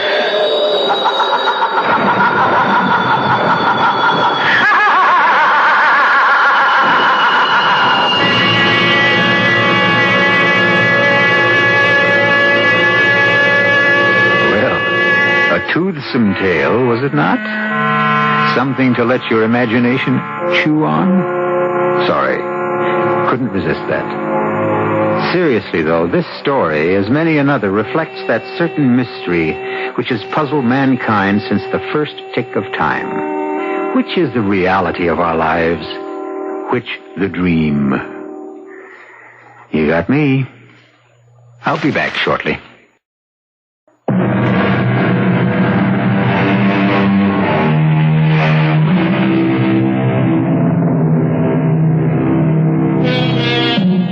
So, once again, we have, you and I, as Will Shakespeare put it, let our imaginary forces work, coupling them with the febrile genius of Edgar Allan Poe, bringing to this strange tale our own vivid and viable fancy. An exercise very much worthwhile, good friends, for a lively and disciplined imagination can make our mundane lives a heaven on earth, or a hell. Our cast included Norman Rose, Michael Tolan, Joan Lovejoy, and Roberta Maxwell. The entire production was under the direction of Hyman Brown. This is E.G. Marshall inviting you to return to our Mystery Theater for another adventure in the macabre. Until next time, pleasant dreams.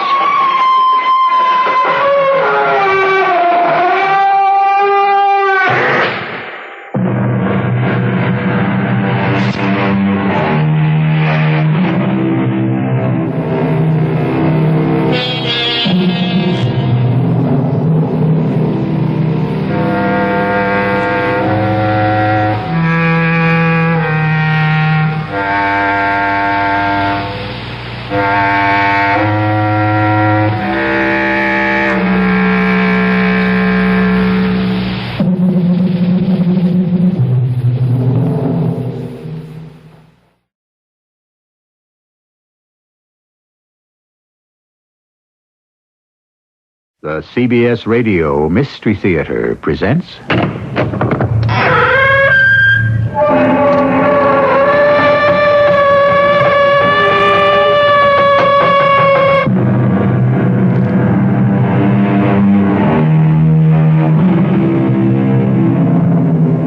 Come in. Welcome.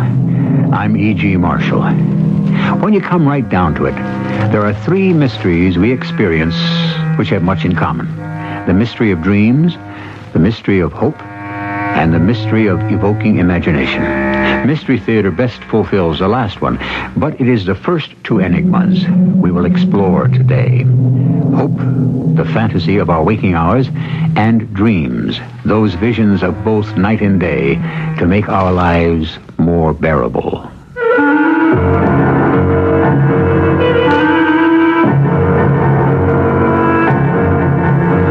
Our mystery drama, Tomorrow Is Never, was adapted from a story by Henry James by James Agate Jr., especially for the Mystery Theater, and stars Marion Seldes and Larry Haynes.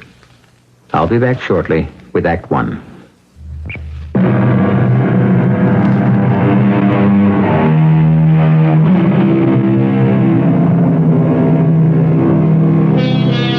Her name was Caroline Spencer. Caroline teaches school, and sometimes her fourth-grade students would wink and make fun of her.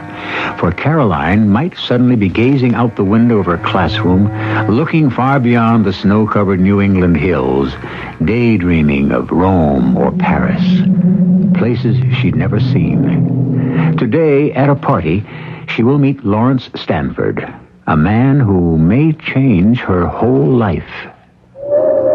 Aunt Peg, thanks for inviting me over. Oh, Lawrence Stanford, don't stand in the doorway. Come in or it'll be snowing in my hall. All right, first let me thaw out. It's cold out there. Take your coat off. I will. Be patient with me. Oh, I'm glad you braved the storm to come to my party. People are so rude. Hardly anyone has arrived yet. You'd think they'd have the decency to let me know. Oh, Aunt Peg, are you being fair? The drifts are 3 feet high. Not everyone is used to climbing the Alps like I am. Vermont is nothing compared to that. Well, so it's snowy. You'd think they'd find some other means of letting me know. I see you've brought along your album of photographs, as I asked you to. I am just the person for you who will be fascinated. Oh, I don't mind showing my pictures in the slightest. That way I don't have to be witty or charming or even talk. Evidence of my travels. Talk for me. Well, stop talking now and join us in the parlor. Oh, Caroline. Yes, Mrs. Pegasus? May I introduce you to Lawrence Stanford? Lawrence, this is Caroline Spencer.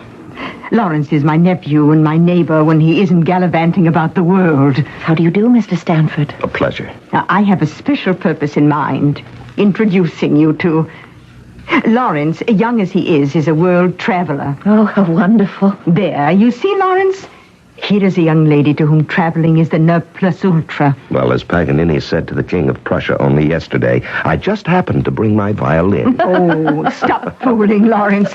What my nephew means is that he brought a whole portfolio of pictures of the places he's been to. Oh, I understood that. Oh, did you? Aunt Peg, I think I hear someone at the door. Good. Hopefully someone else has braved the storm to join us. Miss Spencer, whether you're ready for it or not, and whether I am or not, it's travel time for both of us. Let's sit over here by the fire.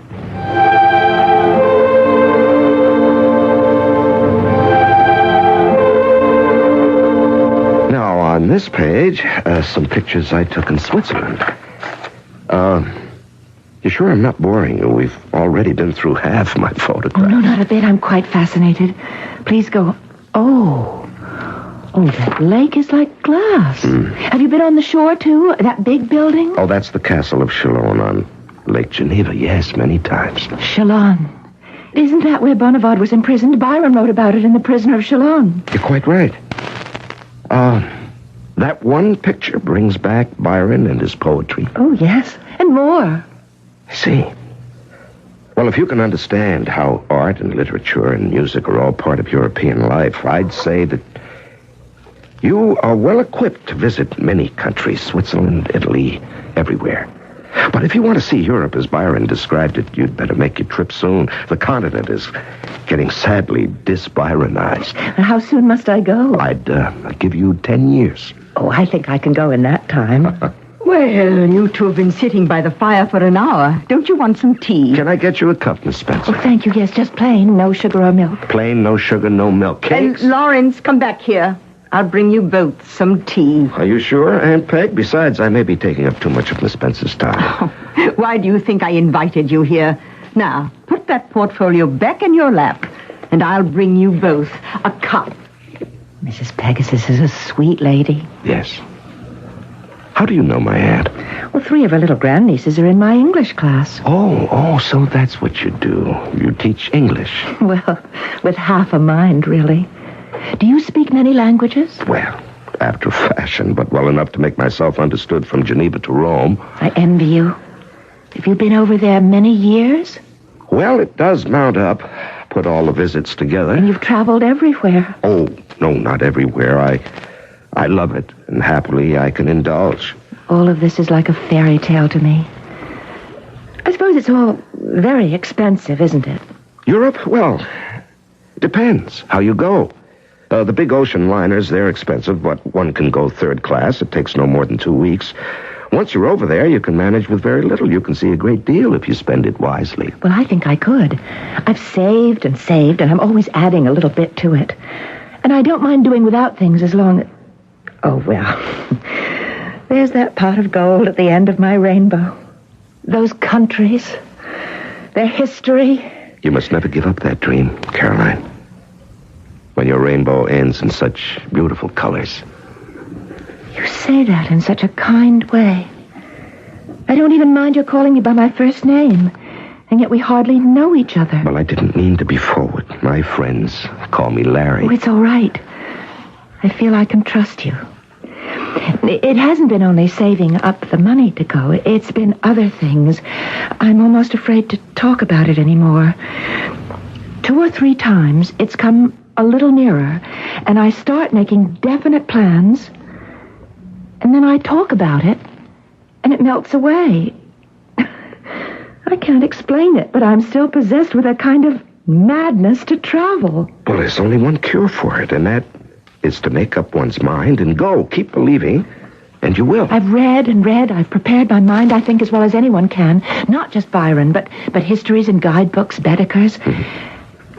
And when I'm at long last there, when I put my foot on that ground, I know I shall rave about everything. Well, as I say, the only cure is to go. Indulge in yourself. I've got a relative who lives in Paris. He's an art student.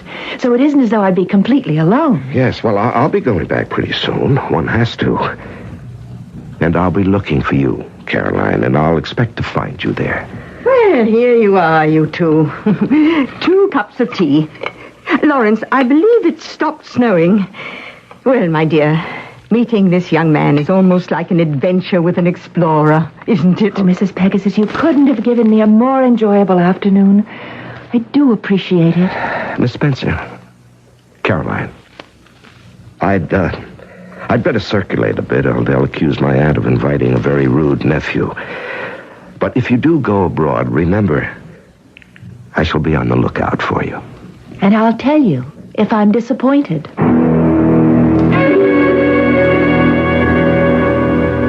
That was how I met Caroline Spencer. Almost 3 years went by. I was living in Paris. And in October, I'd gone to the French port, Le Havre, to meet my brother Freddie and his wife. I got there late. Their ship had already docked, and I finally found them at the Grand Hotel. Larry, how good to see you. You never get any older. We wondered what happened to you. The train was late leaving the Gare Saint-Lazare, and then every farmer in northern France took it into his head to drive his cows across the tracks just as our boat train wanted to pass. How is Elizabeth? Oh, not well at all. Not a good start to a vacation. Oh, what is it? Oh, you know, still feels the boat under her. She's in the next room now, trying to sleep. Well, aren't we taking the 4:30 back to Paris? It's unlikely, Larry. Better to spend the night here, and when Elizabeth's had a good sleep, to start off fresh tomorrow. But we'll see. Well, if that's the case, Freddie, the first thing to do is for you and me to find ourselves a cafe on the waterfront and have a spot of cognac. At 2 in the afternoon, cognac? Freddie, my boy, you are in France, and when you get to Rome, I expect you'll do as the Romans do. But till you get there, while you're here, you'll do as the French do. Cognac at 2.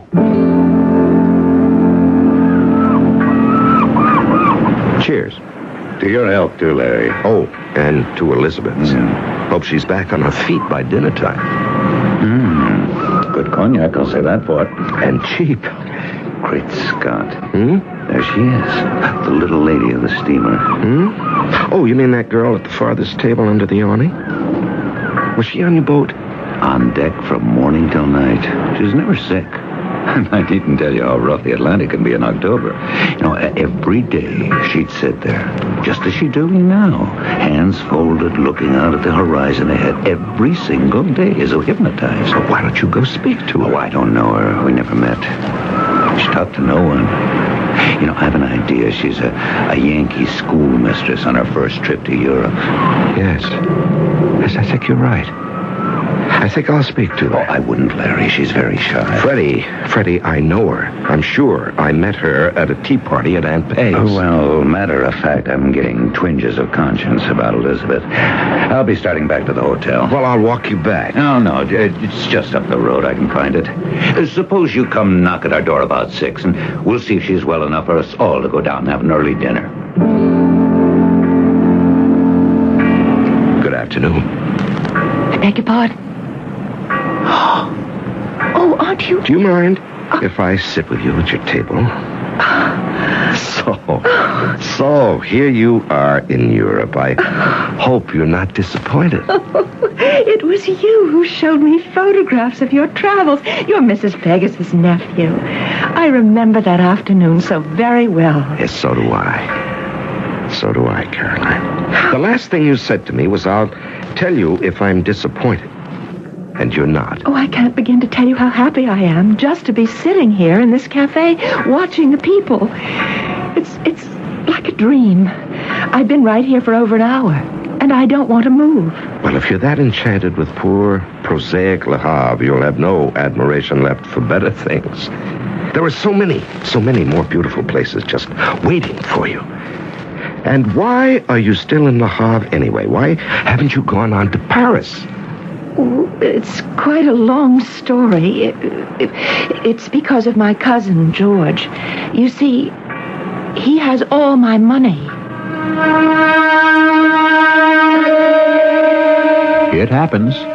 There seems to be no end of naivete, of trusting people who believe the best of others.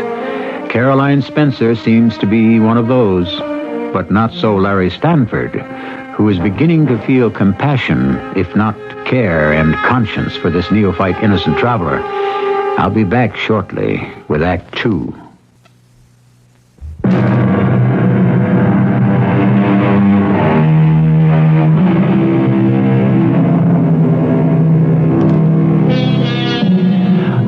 be as brash as that Broadway figure who once said, "There's a sucker born every minute." But when Larry Stanford heard the young schoolteacher had handed over all her savings for a European trip to a mysterious cousin, he was apprehensive. He would have been downright appalled had he been able to overhear Cousin George 2 weeks before Cousin Caroline arrived. There is no other way. But, George, I don't think I can do it. My handwriting is terrible. Bertha, it will be good enough for this. I am supposed to be a French countess? Oh, if anyone can understand my handwriting, they would never believe it. I tell you, Bertha, it doesn't matter. She won't know the difference. Now, I've given you some nice, clean paper. There is the ink. Take up the pen and we'll begin. But, George, chérie, why am I writing this letter? If your cousin, this Mademoiselle Caroline from America, arrives at Le Havre in 2 weeks, why write her a letter? She won't receive it before her departure. Because, ma petite, I shall go to meet the ship when it arrives. And when I think the moment is right, I will give it to her to read. Now, write. Chère Mademoiselle, I appeal to you as one woman to another. Woman to another. New sentence. Your wonderful cousin George. Oh, you don't think much of yourself, do you? Bertha, will you stop this nonsense and write what I tell you? Look, I don't know whether my cousin is rich or not, whatever. She's certainly better off than we are. All I'm asking is to borrow some money until my chef-d'oeuvre, my big painting, is completed. Now, does that satisfy you? Then why this, I appeal from one woman to another? What are you up to, George? I want to know. I have a right. We're husband and wife, aren't we? You don't trust me. And why do I have to be a countess? I work in a bakery shop in my spare time. That's honest work, isn't it? You don't understand the romantic mentality of an American spinster. Now, shall we continue? When Caroline told me she'd handed her American dollars over to her cousin, I admit I was more than suspicious. I became alarmed. I can't say why, but it gave me a definite chill. And I suppose I looked uneasy as we sat together at that waterfront cafe. What a face you're making, Larry Stanford. It's all right. I hope so, Caroline. Then stop frowning. No, I'm wincing at the thought that half an hour after you land in Europe, your funds should have passed into someone else's hands. Is this cousin... George? George. Is he going to travel with you? Only as far as Paris. He's an art student. Yes, you told me that. He was an art student 3 years ago.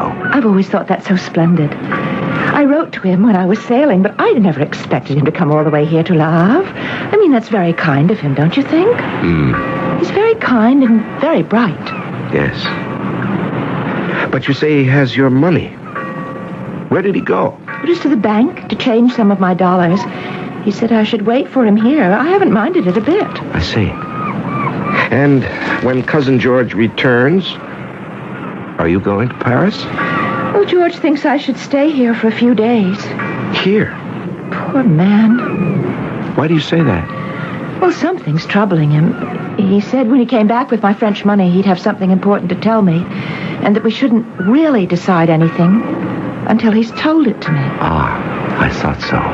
He's been so thoughtful, so how can I not listen to him? Caroline, you did not come all this distance to listen to troubles, but to go to new places. Oh, I will. I have it all planned. That's him. Is he coming back? The tall one? Yeah, the one with the swagger stick and the red hair. And the velvet jacket. Don't you just love the velvet jacket? And the slouch hat. That's my cousin. I told you we'd be along. George, over here. How do you do? I'm Lawrence Stanford. I'm an old friend of Caroline's. Hello. Oh, you were on the ship with her. Don't stand there, George. Sit down. He's got my chair. Well, fetch another one, silly. Larry, please stay. No. I think I'd better be off. My sister-in-law didn't make the voyage too well, and I want to get back, see how she is. Well, I was hoping to stand us all to a drink. Well, I'm afraid I haven't the time, but thank you. Caroline, In case I don't return to Paris this evening with my brother and sister-in-law, where are you staying here? I've put her into La Belle Normande. Isn't that a pretty name? It's a lovely old inn. Yes, it's a good place. I've been there myself. I know my way around, old chap. Au revoir.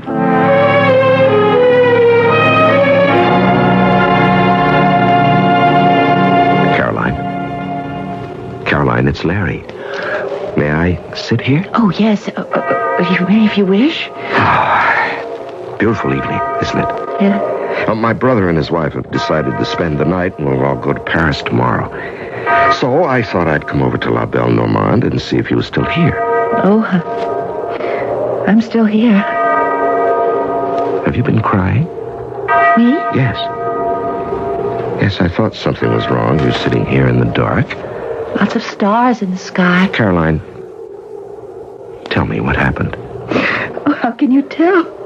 By the way, you've gathered yourself together as if you'd been hit and were trying to ward off any more blows. Your cousin gave you bad news, isn't that it? Between the time I left you this afternoon and now. You've had a very bad time of it. No, not I. It's George who's been having one. He has great worries, and he asked me to... Oh, you won't be angry with me. Angry with you? No, never. He was in dreadful need of money. In want of yours, you mean? Oh, of any he could get. Honorably, of course. Oh, of course, honorably. And mine was all that was available. And he has taken all of it from you. Well, I gave him what I had. Oh, great Scott, Caroline. Is that what you call his getting money honorably, all you had? He's just badly in debt. Yes, no doubt he is, but what was the rush to take yours? Well, I felt so much for him. Yes, so do I. I hope at least he's going to give it back to you very soon. Oh, yes, as soon as he can. And when will that be? When he's finished his great painting. Oh, Caroline, you can't accept that. His great picture, he's an art student. Where is he now? He's in the dining room having his dinner. Why aren't you eating with him? Oh, I wasn't hungry. I wanted to be under the sky in this little courtyard. You do understand, Larry. Look at that beautiful little outside staircase and the fountain with a small statue.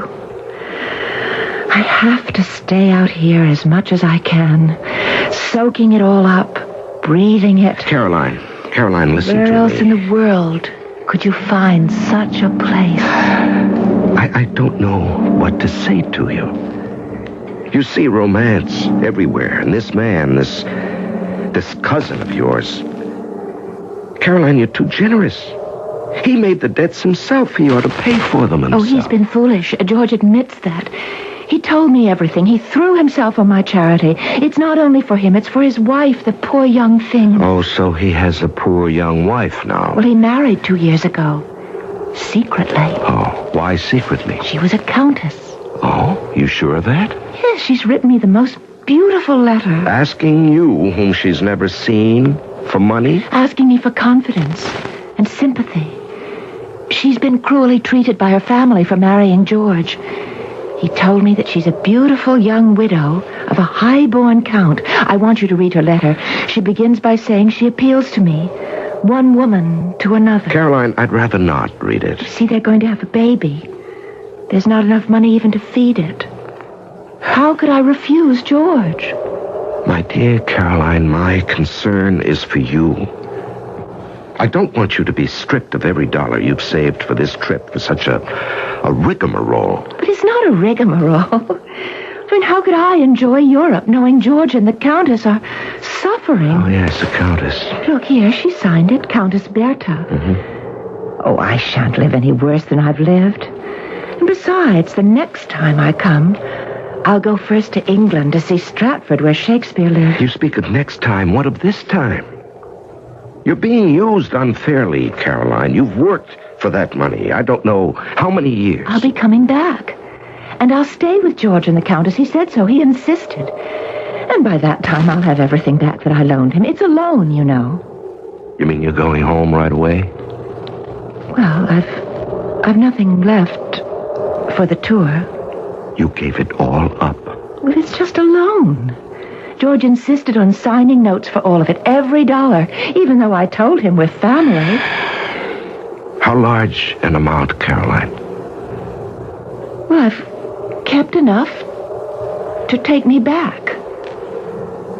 Please, Larry, don't feel sorry for me.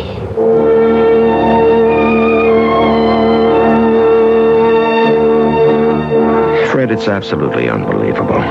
This so-called art student has taken that poor teacher for every dime she brought with her to see Paris, Marseille, Florence, Rome. It's pathetic. A trip she's had her heart set on for years. Now, this man has shattered her dream and made her feel sorry for him in the bargain. He's made her believe he was doing her a favor by accepting her savings. I tell you, I'm so angry, I don't know what to do. By the way, how's Elizabeth? No, better, yeah. After a good night's sleep, she'll be able to start for Paris tomorrow. Fred, I wish you could see this character. He wears a slouch hat, a black velvet jacket. Velvet, mind you, like a caricature of a Degas or Cézanne. Pretending to be an artist. He's nothing but a pretentious liar and a cheat. And you didn't tell him so? Well, how could I? The poor girl is enchanted with this faker. Well, let her keep her illusions. It's all she has left. And I'm not the one to break them. What train shall we catch tomorrow? Oh, by the way, Elizabeth said to thank you, Larry. We've already taken up so much of your time. Freddie, if I hadn't come down to Le Havre to meet you both, this whole episode with the poor little school teacher... Oh, it's so tragic. I wouldn't have known about that. Larry, have you thought maybe you should do more than complain? You're right. You're right, Fred. Tomorrow morning, I'll go to where she's staying and make her accept a loan from me, just so she can do her tour. After all, we're related in a way. Aunt Peg introduced us. Of all the times of my life to have overslept, this time was unforgivable. Not that our train for Paris was to leave till noon, but what were Carol and Spencer's plans? As I dashed through the crooked streets to La Belle Normande, one sound echoed my worst fears.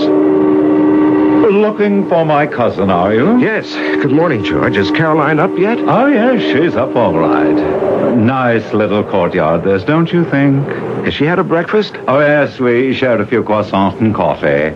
Sat right here. Oh, nice, mellow old place, don't you think? George, we can talk about all that later, all right? Where is your cousin now? Oh, didn't I tell you? She went to the boat about 7 this morning. I helped her with her suitcase, took Carolyn right up the gangplank. She's on board. You might be able to wave to her. If you go up the street, you'll see the ship pulling away. I was too late. I turned away, conscious of the tears starting up in my eyes. That poor woman. The end of her rainbow had been some 19 hours in Europe. Describing his own technique, Henry James tells us, make the reader's general vision of evil intense enough, and his own imagination, his own sympathy or horror will supply him with the particulars. Precisely our aims and ambitions here on Mystery Theater. Indeed, were he alive today, what fabulous, spine-tingling dramas could Henry James have written for us? I shall return shortly with Act 3.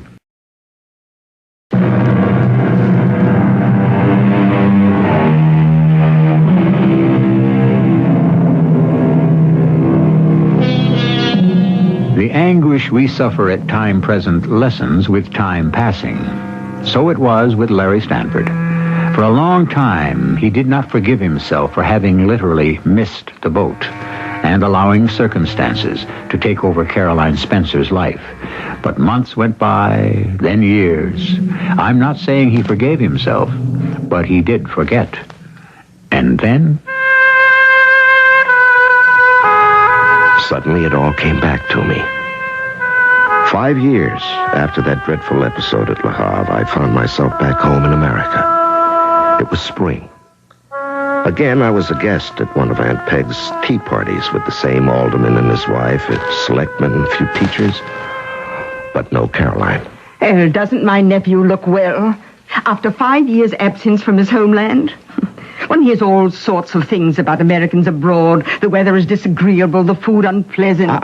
Not the food, Aunt Peg. It couldn't be better. Well, while you're in this house, Lawrence, you'll just have to be satisfied with molasses cookies, angel cake, and my own Boston tea. Oh, I'm not criticizing things at home. Far from it. I hate to hear Americans who come to Europe and run down their own country.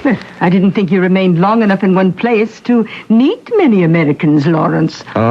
Which reminds me, does that little Miss Spencer still teach school hereabouts? Caroline Spencer? Indeed she does. You'll find her quite changed, poor dear. She hasn't really been very sprightly since her visitor arrived. What visitor? Well, why don't you run along and see for yourself? She's had a visitor for long? Oh, longer than she expected. No question about that. Frankly, Lawrence, I think it's an imposition. She's quite a changed person now. Lives most abominably, and all to accommodate her visitor. Looks 10 years older than she should. A great pity.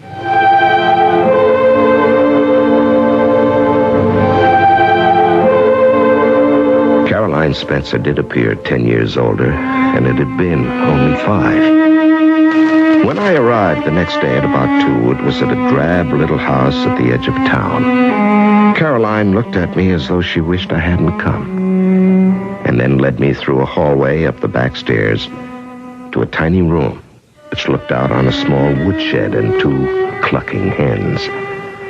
Isn't this a bright, cheery room? Yes, lovely. I didn't expect to see you ever again. Well, I waited for you over there to come back, but you never came. Waited? Where? At the old French port. Le Havre. Remember? Yes. I remember that day. How have you been, Larry? You remembered my name. I never forgot it. Caroline, have I come here today at a bad time? Do I inconvenience you? Perhaps 2 in the afternoon is the wrong time. No, not you. No. Well, again, you're in distress. What have I said? Oh. Please, Caroline, take your hands away from your face. It's because you remind me. Remind you?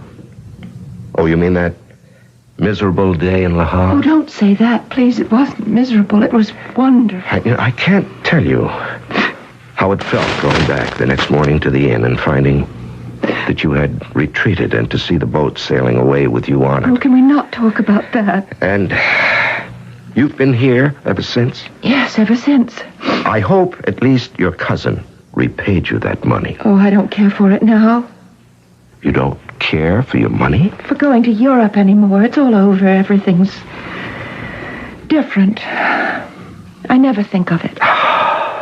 The scoundrel never repaid you. Please. Don't... Oh, pardon, ma chère. I didn't know you had company. The gentleman came in so quietly. We didn't wish to disturb you in the garden. I know how much you like your afternoon nap. I have only interrupted to speak of my café. Will you bring it to me, please, under the little quince tree? I'll bring you your coffee. C'est bien. And don't forget again, you know. Bonjour, monsieur. Well, who in the world is that? It's getting a little close in here. Do you mind if I open the window? I don't usually because of the hens. Caroline, isn't this your own house? Oh, yes, I bought it. Well, then, without trying to be funny about those hens, why are you cooped up in this little room over the hen house? Surely there must be other rooms in your own house. Oh, yes, there are. But she has them. You mean the person who just ordered coffee? That is la comtesse, as they call her in France. My cousine.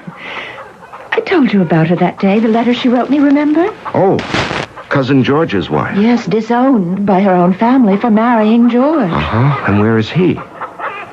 George is dead. Oh, I'm sorry. And what happened to your money? I don't know. And Wasn't there supposed to be a baby? Oh, she never talks about it. I see. So on her husband's death, she came over here to live with you. Yes, she just arrived one day for a visit. How long ago? 2 years and 4 months. She's been here ever since? Ever since. Will you excuse me? I'd better go and get the Countess's coffee. There's no one else to do it? No one but me. I do it every day at this time. Oh, you go out into the garden. Talk French to her, would you? Please, Larry. And I'll bring the coffee along. Well, can't she wait on herself? Well, she isn't used to manual labor. I see. And you were. Hand and foot, no doubt. Her family is of the oldest Provençal nobility. Oh, sure. I could see it written all over her. Now, please, Larry, don't spoil everything. Go outside. I'll be there in 10 minutes.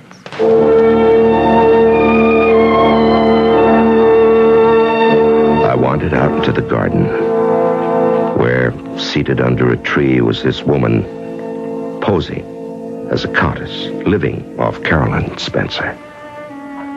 As I walked across the grass toward her, I knew in an instant all about her. A plump, dead white face, vulgar and common as any person from the streets of Paris. Monsieur? Monsieur? Oh, bonjour, madame. Bonjour. Please, be comfortable on the grass, monsieur. Unfortunately, there is only one chair. Ça la m'est égal, madame. It makes no difference to me. Oh, I knew you could speak French. To think I would end in a foreign country here, an exile. My family drove me away. Oh, you get used to it, but some things, no. For example, my coffee. All I ask is a little cup after breakfast. I see. And when do you have breakfast? At noon, as I always did. And the coffee is the last straw. I ask so little. A cup of black coffee with a drop of cognac. My cousine is charmante, but she cannot understand the habit of a lifetime. Every day I say to her, don't forget the drop of cognac. Well, let me go back into the house and see if I can rush things along. Caroline? Caroline, where are you? In the kitchen. I've forgotten where I left the tray. I'm so nervous these days. The coffee is boiling over on the stove. No, it has to boil like that to get black, or she won't drink it. Caroline, don't you see what she's doing? You've got to stop letting people walk all over you. Oh, people only walk on me because I want them to. What? Bring me that small cup. And, oh, that one's dirty. I'll get one from the shelf up here. Caroline, look out. The pan of coffee. It's spilling. Oh, my goodness, it's all over you. Well, where's the butter? Butter? Yes. Do you have any butter in the kitchen to put on your hand and wrist to stop the burns?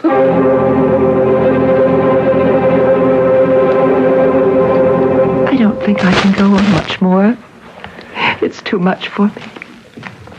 My strength has all left me. I don't know what to do next with my life.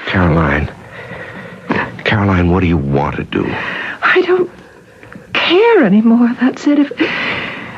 If only I could start my life over. I'm afraid no one can do that. I think you're the only person I've ever known, Larry, who didn't cheat me somehow. Even Cousin George?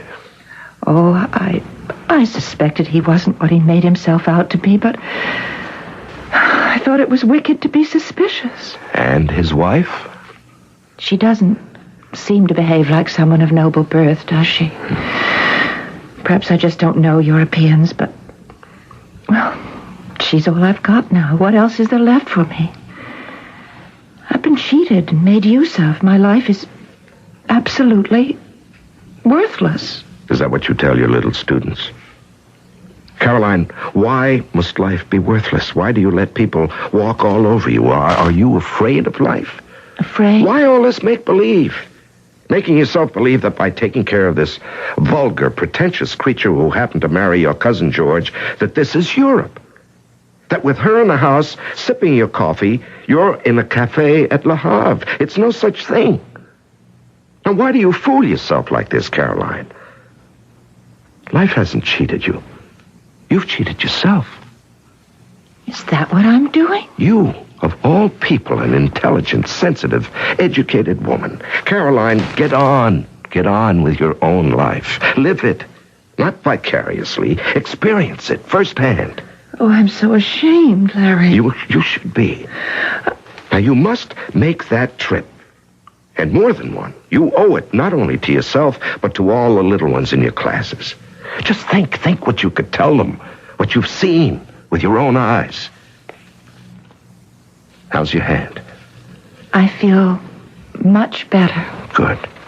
Then you cook up some more black coffee, and I'll go out and tell the widow George it's on the way. Monsieur, whatever has happened to that wretched girl and my coffee? There was a slight accident in the kitchen. Miss Spencer burned her hand. Oh, no wonder. Clumsy little fool. Ma chère belle. My morning coffee. Hold the tray near to me, ma petite. I do hate reaching for things, you know. It smells delicious. Now, to taste. No. Mademoiselle Caroline, what was your cousin George say? You have again forgotten in my coffee a drop of cognac. I didn't forget, Bertha. I merely decided, since this was the very last cup I should ever again serve you, I brought it the way I prefer it. Incroyable. What? You see, Bertha, I have several plans for myself, and they do not include you. Right now, Mr. Stamford and I are taking a ride into town, a pleasant airing. We are. Decidedly. And when I return, Bertha, it will be to pick up your luggage and yourself and take you to the train. But, ma chérie, where should I go? The train goes to Boston, and from there you may take a boat back to your beloved Paris. Au revoir. Goodbye, Bertha.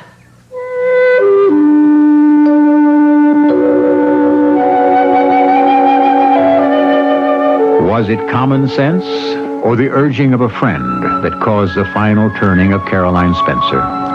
The unfathomable and mysterious ways of man's behavior never cease to confound us. And as Byron himself said, never take a female's actions for granted. I shall rejoin you shortly.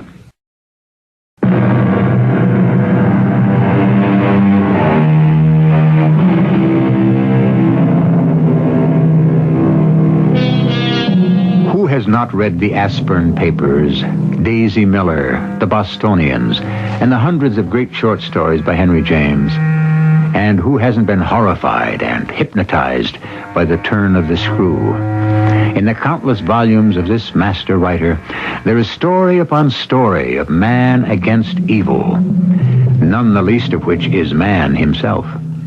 We hope the next time the name Henry James appears on our program listing, that you will not fail to join us on Mystery Theater. Our cast included Marion Seldes, Larry Haynes, Ray Owens, and Bryna Rayburn. The entire production was under the direction of Hyman Brown.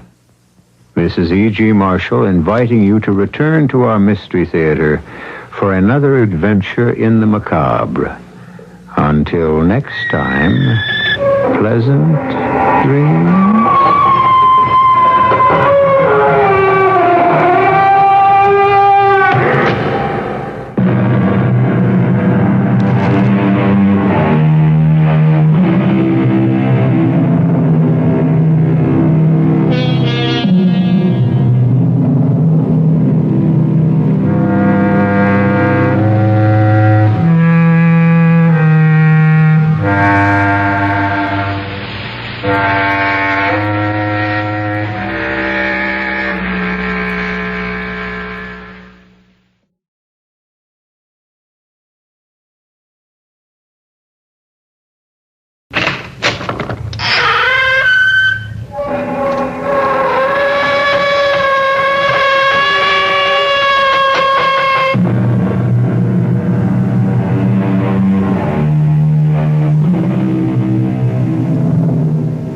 Come in. Welcome. I'm E.G. Marshall. Welcome to the sound of suspense. Welcome to the fear you can hear. But mostly to the world of terrifying imagination. In the next 52 minutes, you'll hear a story about truth. Everyone is in favor of truth, of course. It's a word which produces immediate reverence and respect. But sometimes the truth can be a terrible thing, even a shattering thing.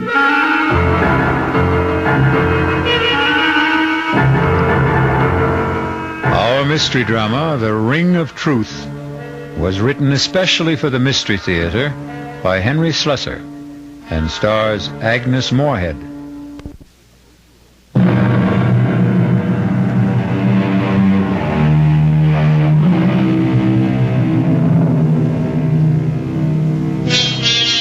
Now here's Act 1 of The Ring of Truth. The place, a charming college town in New England.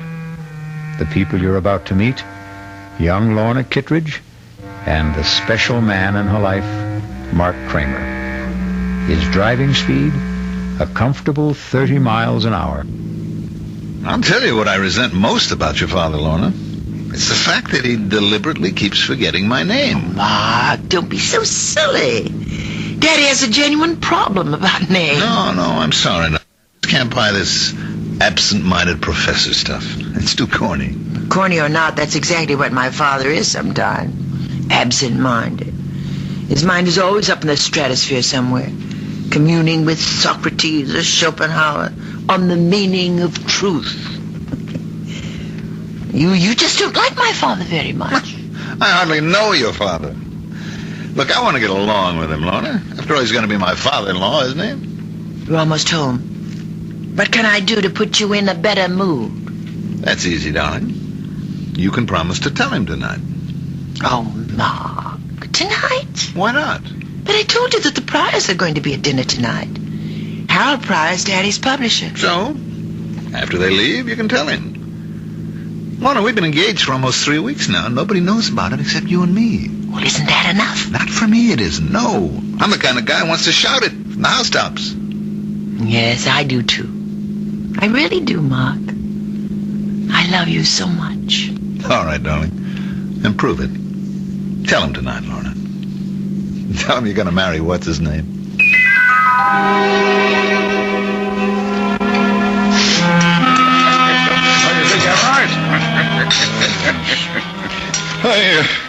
You're quite right, Harold.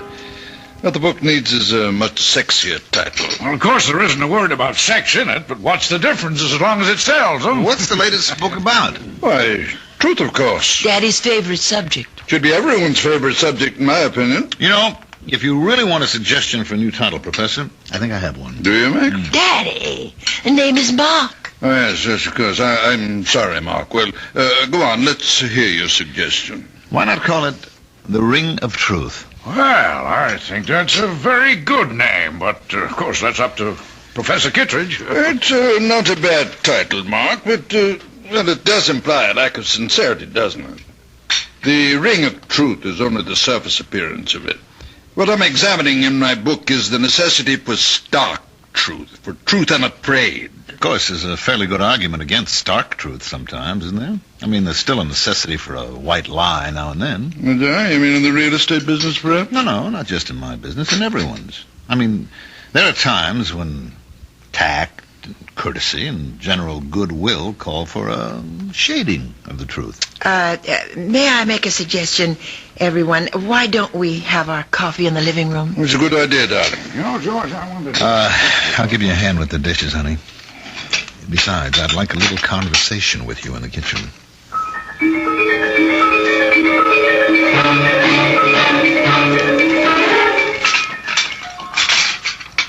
All right, Mark. I know what you're going to say. Daddy was impossible tonight. Now, your father's a great scholar, man of ideals, the Albert Schweitzer of New England. I'm only a poor schnook of a real estate man, but I'm perfectly willing to put up with him for your sake. Put up with him? Won't be easy. A crass, materialistic guy like me marrying into all that saintliness? What can I do? I'm crazy about his daughter. You idiot. Oh, Mark, my hands are wet. Will you tell him tonight? Yes, the minute everyone leaves. He's not going to be happy about it, you know that. He won't be happy about losing you. Well, he knew it had to happen someday. All right, then tell him that day has come. Tell him the truth. I always tell Daddy the truth.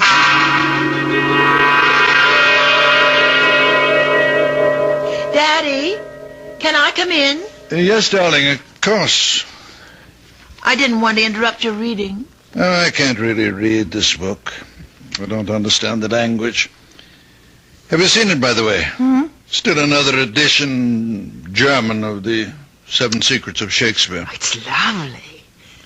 What a beautiful binding. Yes, I'm pleased with it. I suppose an author never loses his affection for the first book he writes. Well, it's more than just that. This book made you famous. In very limited circles, yes. And I hope you've enjoyed the evening, and that your friend did too. The only thing Mark didn't like was being called Max. Oh, I'm sorry about that, Precious. I hope he wasn't offended. But you have to admit that you do bring home a lot of young men. Daddy, that may have been true once, but Mark Kramer is the only man I've seen for the last 6 months. That long? And the reason I've seen him so much is that, well, I'm in love with him. Well, that isn't an entirely new phenomenon either, is it? Daddy, Mark asked me to marry him. I said yes. Marriage? You know that word, don't you? It's English, not German. Yes, I know the word, but, well, it's just that I never supposed you'd want to marry now. I mean, before your doctorate, before you've done all those things we plan to do together. Marriage wouldn't put an end to our plans. And as for your lecture tour, but you don't really need me along. I don't know if I'd want to go without you. I'm getting a little old to gallivant around Europe by myself. Well, it's the first time I've heard you complain about being old. For some reason, the last 10 seconds, I began to feel old. Of course, Mark and I could go with you to Europe as a sort of honeymoon. No, Lorna, he's not going to want that, I'm sure. In fact, my guess is that your young man is going to want to see as little of me as he possibly can. No, Daddy, that isn't so. He knows that I won't just abandon you. I couldn't be that heartless. That's the last word I'd use about you, Precious. I know your heart only too well. I know what a tender, beating little thing it is.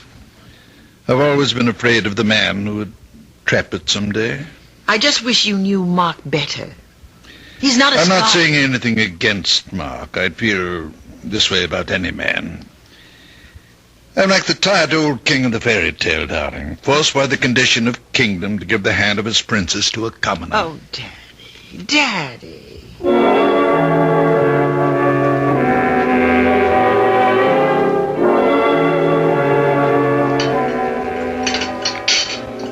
Mark, you're just being pig-headed. It won't even be 6 months. And by that time, I'll have my doctorate, and Daddy's lecture tour will be over. Oh, that's great. Just great. Waiter, where's that drink I ordered? Mark, I've never seen you have more than 2 martinis in my life. Oh, you're wrong, my love. I had one before you got here. The one coming up will be number 4. Mark, please, don't be so upset. I'm not breaking our engagement. I'm simply asking for a postponement. How long did it take to talk you into it, Lorna?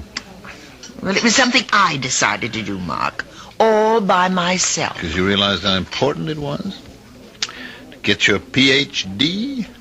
To make sure Daddy was taken care of on his lecture tour? But it is important to me. You know, you're a lucky girl to have a father like that. Now, you take my old man, good old Charlie Kramer, real estate. I don't think he ever heard of an ethic or an ideal in his life. Probably told a dozen lies a day, old Charlie. I guess that's why he turned out so badly. You're drinking too much. You always do when you're angry. Just another flaw in my character. Hardly noticeable in the general ruin of my personality. Please, Mark, I don't want you to be drunk to drive me home. Oh, don't worry. I won't even have that 4th drink. See what a nice guy I am? I want to make sure you get home to Daddy safe and sound.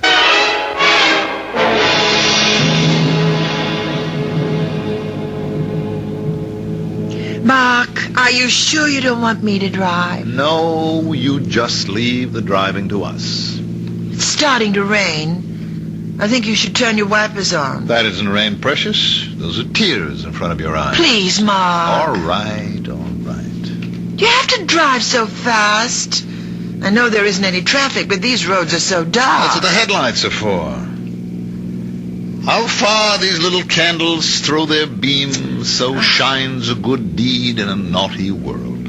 Hey, you see, your father isn't the only one who can quote Shakespeare. Ah! What? Look out! That woman! Where? Oh! You hit her! Oh, look! I didn't see her.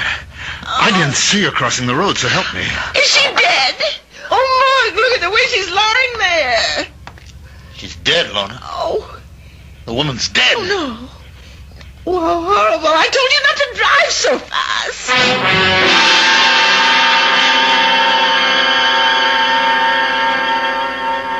Oh, Daddy, it was so awful. And it was my fault. My fault that Mark drank so much. He really doesn't like whiskey very much, but when I told him about what we decided about postponing the wedding... You mean what you decided, darling? It was your decision. He was driving so recklessly. He must have been going 60 miles an hour on that road. The speed limit there was only about 30. You haven't arrested him, have they? No. But the police were called, weren't they? Yes, yes. They know Mark, of course. He's lived here all his life. Didn't they give Mark a sobriety test? No, nobody even suggested it. I mean, Mark didn't seem to be drunk at all. Not after it. And of course, he didn't say he'd been drinking. He didn't mention the speed he was traveling at. Well, they asked him. Mark said he was going 35, and the woman just stepped out in front of him. I see. He had to say it, Daddy. I mean, otherwise it would have been a crime, wouldn't it? I think it's called vehicular homicide. Well, he could go to prison for that, couldn't he? Perhaps. Donna, what did you say? What? What did you tell them when the police talked to you about the accident? They didn't. They didn't ask me anything. They said there would be an inquest to determine the facts. I suppose I'd have to answer questions then. And what will you say then? Why, I don't know. I mean, I have to corroborate Mark's story, of course. Is that what you're going to do? Oh, and if you could have seen his face, Daddy, it was like a child. Like a little boy, afraid to be punished. He said, "You'll stand by me, Lorna, won't you?" And so you're going to stand by him. You're going to forget all you ever learned about truth.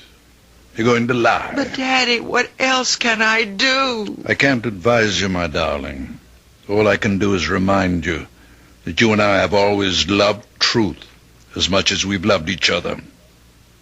Are you going to change now?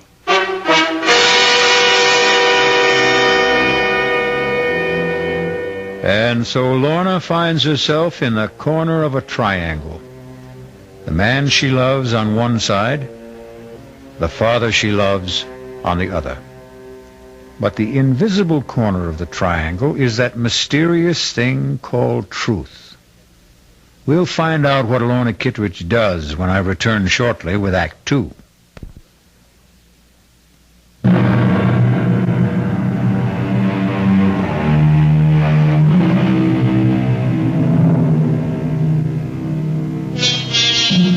Ye shall know the truth, and the truth will set you free. Will that familiar saying work in the case of Mark Kramer? It may all depend on the outcome of the next conversation you hear in the home of Professor John Kitteridge and his daughter. Lorna, may I come in? Yes, Daddy. All dressed already? Yes. I know I don't have to leave for the county courthouse for another hour, but I was too nervous to just lie in bed. Why don't you come downstairs and have some breakfast with me? No, I couldn't. I feel too sick. Oh, poor kitty. You know, I haven't called you that since you were a little child. Or don't you remember me calling you that? No, not really. You see, before you were born, I wanted to name you Catherine. But your mother objected because she was certain you'd be nicknamed Kitty.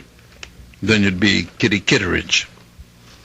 And she hated the sound of it. You've told me the story before. I know you're not in the mood for old family anecdotes. All I can think about is that inquest this morning. I'm so frightened. My skin feels like ice. Darling, you won't have to be frightened if you do what I said. It's only lying that makes us afraid.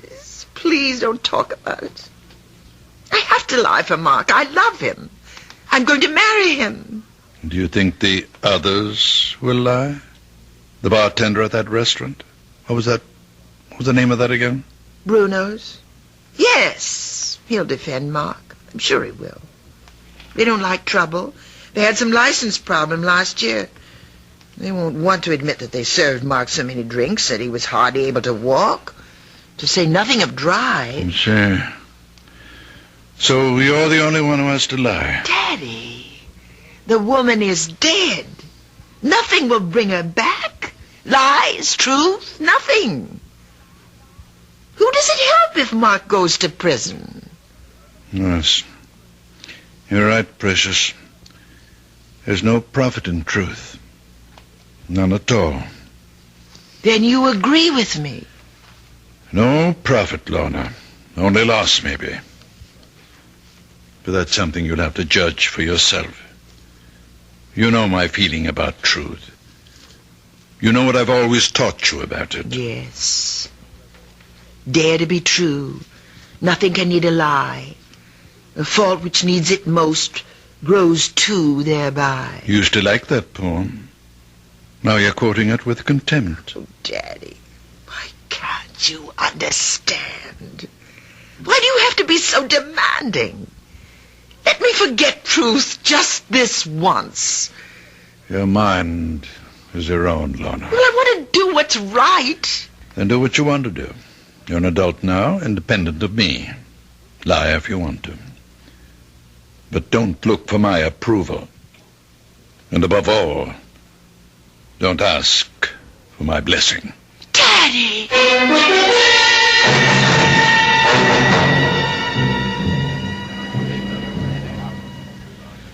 Let's have some quiet. The coroner's jury has to hear the testimony if they're going to judge it.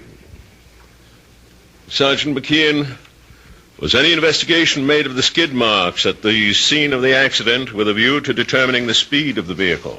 No, sir, there wasn't. The condition of the road and the rain we had that night, well, it was impossible to tell the difference between the skid marks and the tire treads. That's why no measurement was made. It's been stated that the driver of the vehicle, Mark Kramer, had left the establishment called Bruno's shortly before the accident. Since Bruno's is in the business of serving hard liquor, among other things, did the police give Mr. Kramer a sobriety test? No, sir, we didn't. You see, sir, we didn't know at the time where Mr. Kramer had been. All we knew was that Mrs. Moga was dead and Mr. Kramer didn't appear like he'd been drinking. All right, Sergeant, you can step down. Thank you. The coroner's office calls Mr. Kramer to the stand, please. Mr. Kramer, this inquest isn't a trial. Our duty here is simply to determine the cause of death. But you must give your testimony under oath. Please raise your hand on the Bible. Yes, sir. Do you solemnly swear to tell the truth, the whole truth, and nothing but the truth, so help you God? I do. All right, Mr. Kramer. Just tell us your story of what happened the night of the accident. Well, Miss Kittredge and I left Bruno's about 9 that evening, about a half hour before the accident. I'd had one drink, a vodka martini. You can ask Mr. Bruno about that because he served me. Go on. When I reached Route 24, I decided to take the Ridge Road shortcut to town. I was traveling between 30 and 35 miles an hour, I'd say, and I remember slowing down when the rain started. I had my wipers going when I came over the rise of the hill, so my windshield was clear. But I still didn't see Mrs. Moger when she stepped out into the road directly in front of the car. Were your lights on full beam? Yes, sir, they were. Why do you suppose Mrs. Moger didn't see them? I don't really know.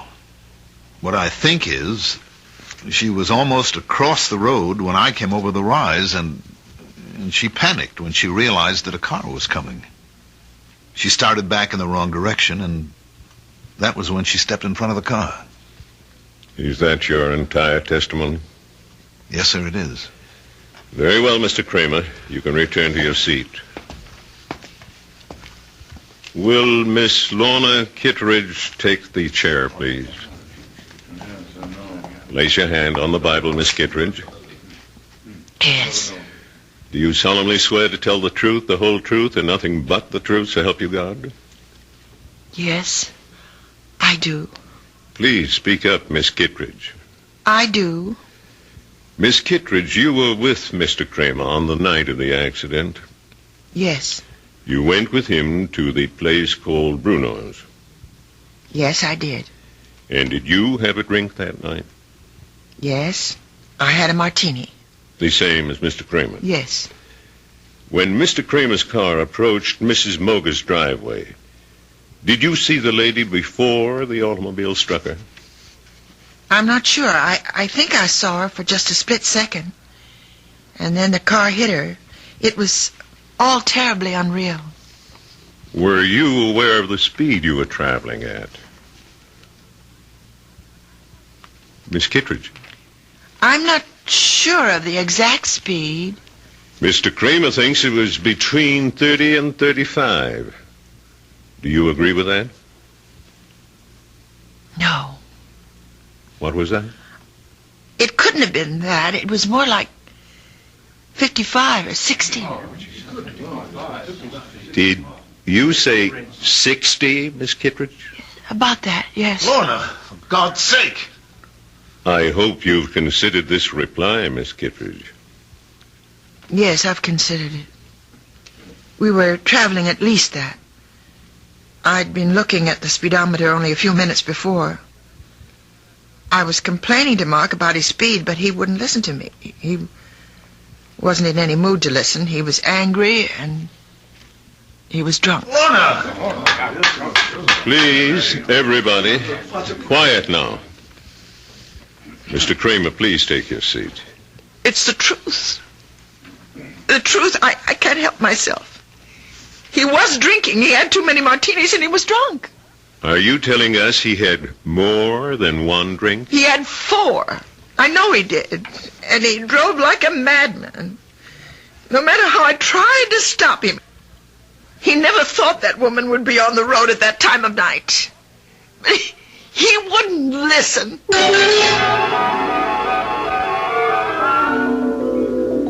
I couldn't believe it was really happening. It was like hearing someone else say the words. Please don't cry, Kitty.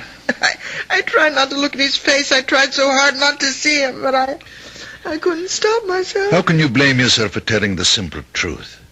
How can you think it's wrong? But don't you realize what'll happen to him, Daddy? He's going to be indicted. He may go to prison. I'm sure Mr. Kramer will hire himself a very smart attorney. Who's that? I have no idea. Oh, I can't see anyone now. I just can't. Yes, of course. You go to your room and I'll answer it. Go on, darling. Go lie down. Yes. Oh, it's you. I want to see Lorna. Mark, please listen to me. I know exactly how you're feeling at the moment. Thanks for remembering my name, Professor. That must be the very first time. I'm sure you realize that what Lorna did this morning was extremely difficult and painful for her. That it was an agonizing decision. Only who made it? Lorna's lying down right now. I suggest you try telephoning her later. I'm not leaving until I see her. I had hoped we wouldn't get violent about all this, Mark. Frankly, I don't think you're in a good position to commit any other rash actions. Daddy, it's all right. Lorna, I thought you were in your room. I'll talk to Mark. Very well. But don't ask me to leave, because I won't. You don't have to leave, Professor. I'd like you to know this, too. Know what? What the town gossips are saying. Lorna, they're saying that we had some kind of fight. A lover's quarrel, and that you wanted to get back at me. Oh, you know that's not so. Yes, I know it. But the other explanation makes even less sense. That you just had to tell the truth. Well, it wasn't easy for me. Lies would have been easier. One small lie, Lorna. That was all you had to say.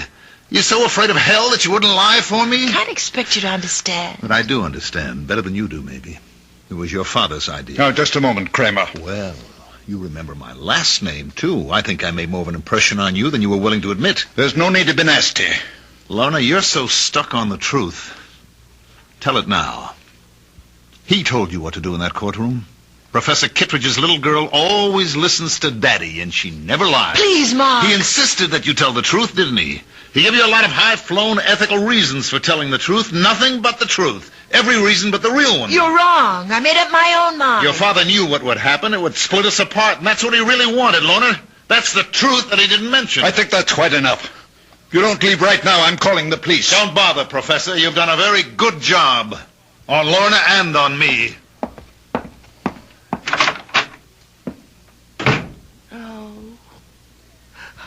Oh, Daddy. Daddy. Kitty, don't. It's going to be all right. How can it be? He hates me now. Mark hates me. Things will change. You wait and see. He'll get himself a smart lawyer, and nothing will happen to him. Mark Kramer, having been found guilty of the crime of manslaughter, it is my duty to sentence you to imprisonment for a period of not less than 1 year and not more than 5.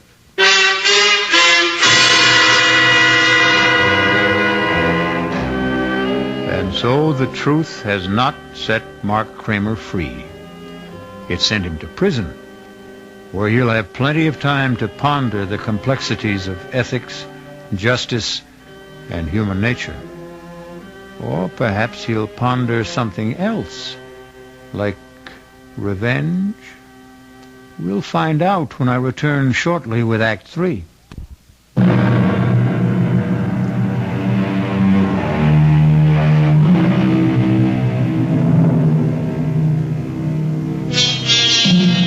It's now 1 year later. Sad to say, Mark Kramer is still wearing prison gray. As for Professor Kittredge, he's had problems too. A bad case of the gout caused cancellation of his European lecture tour. Even more disappointing, his daughter Lorna lost interest in working on her thesis and abandoned the idea of obtaining her doctorate. In fact, Lorna Kittredge seems to have lost interest in life itself. Lorna, you awake? Yes, Daddy. I'm up.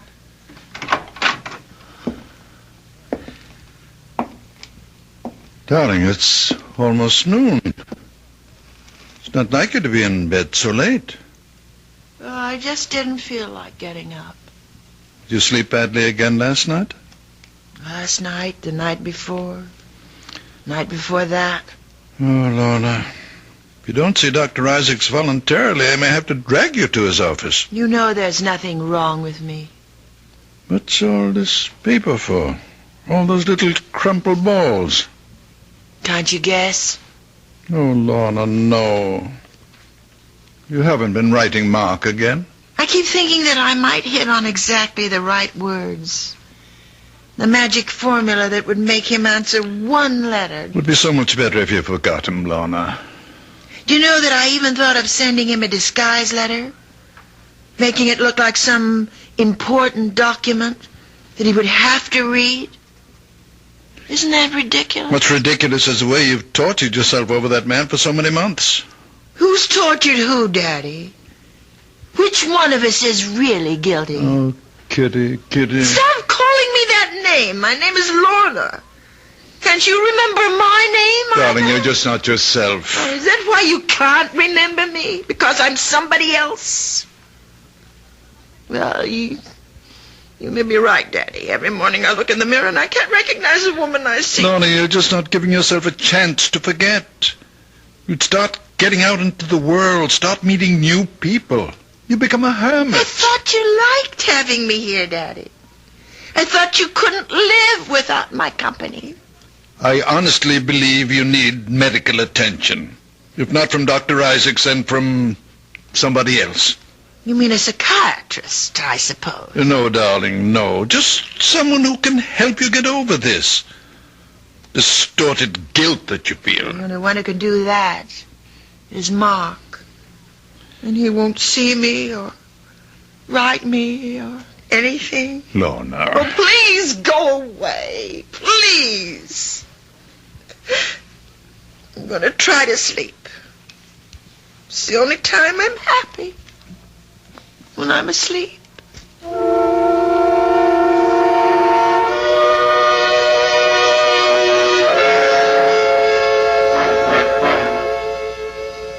right. Step right over here, Kramer. Anything you say, guard. Remember, visiting time is limited to 15 minutes. Look, I don't want the 15 minutes. They're being forced on me. Sit down and behave yourself. Yes, sir. Anything you say, sir. Well, go, Mark.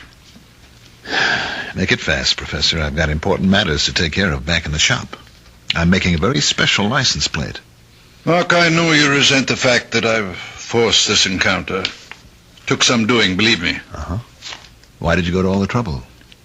Because it's a matter of health. Lorna's health. She's pining away for me, is that it? Well, tell her to stop, Professor. My nights are filled with sweet dreams, and she is in none of them. You tell her that for me. I want you to see her, Mark. Oh, I wouldn't force that issue, Professor. I don't have anything nice to say to your daughter. You misunderstood Lorna. Couldn't expect you to applaud what she did in court. But if you really thought about the ideals that motivated her... Whose ideals? Yours or hers? Do I have to separate them? Yes. But you can't, Professor. Because she's your monster. You've got her all twisted up between her ethics and her instincts. I suppose you're proud of the result, but it's a fake. There's nothing fake about her principles. She doesn't have principles. All she has is you. Her shining example. She wants you to love and admire her, so she does what you expect. That's why Daddy's little girl always tells the truth. She does tell the truth. Always. And her father? I abominate lies. You won't even lie to yourself. Then tell me this. Weren't you happy when Lorna and I broke up? Didn't it save your happy home? I can see that coming here was a mistake. You're a hypocrite, Professor. This whole thing was your doing, and I'll never let you forget it. Goodbye, Mark. Wait a minute. There's something you should know. What's that? I'm being paroled next week. Tell that to your daughter. Maybe it'll improve her health.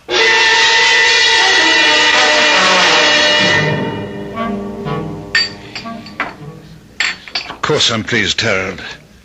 It's just that I'd much rather see a new book of mine published than a new edition of an old book. Well, you can't argue with success. People never seem to tire of the 7 Secrets of Shakespeare. I suppose I shouldn't complain. It does buy the groceries. Just cash the royalty checks and be happy. Now, tell me how Lorna's doing. Feeling any better? Oh, still a bit run down, I guess. Well, that's too bad. I suppose you know that young man Kramer, that he's out of prison. For about 2 months now, I gather. He hasn't been in touch with Lorna? No, and I don't think he will be. Funny thing is, he's been in touch with us. With you? What's that before? Well, actually, it seems he went to Merritt Bob's first. My first publishers? Yes, talked to everyone who would talk to him. Then he approached members of my own staff. He even tried to get an appointment with me, but I put him off. What do you suppose he wants? He's an embittered young man, you know. Well, I spoke to George Merritt. He didn't know about Lorna and this fella Kramer. He thought Kramer was an article writer looking for biographical material. George said that he seemed to know an awful lot about you already. I don't much like the idea of someone like that snooping into my life. Why do you suppose he's doing it? Hard to say. Rancor, I suppose. Hopes he can find something unpleasant in my past.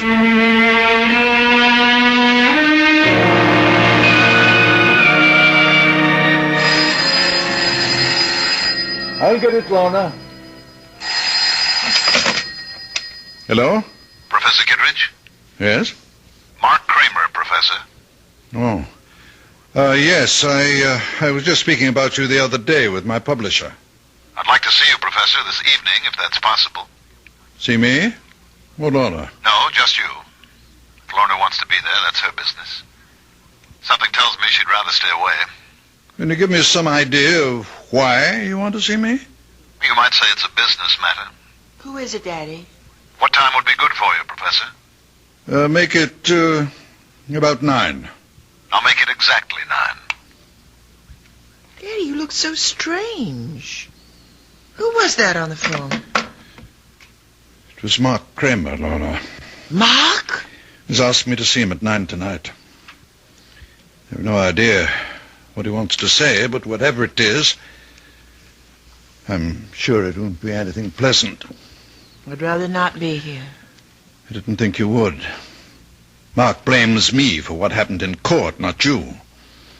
He refuses to admit that it was your own love of truth. My love of truth? Daddy, you never understood me yourself. How could you explain me to someone else?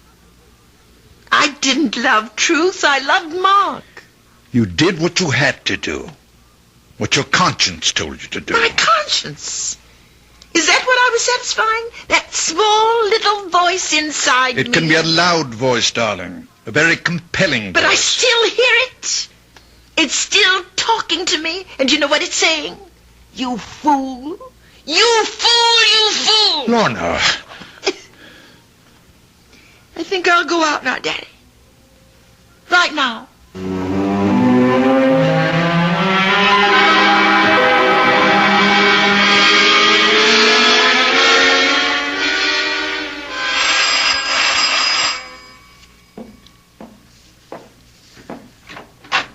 Good evening, Professor. Hello, Mark. Come in. Thank you. Nice of you to see me. I wasn't sure of my reception after the last time. I see you're using a cane these days, Professor. Yes, a touch of gout. Mark, I hope you weren't expecting to see Lorna. She's not here. No, I didn't expect to see her. Would you care to come to the point of this visit? Yes, Professor. I'll come to the point. I've come to see you about truth. Oh, must we, Mark? Really?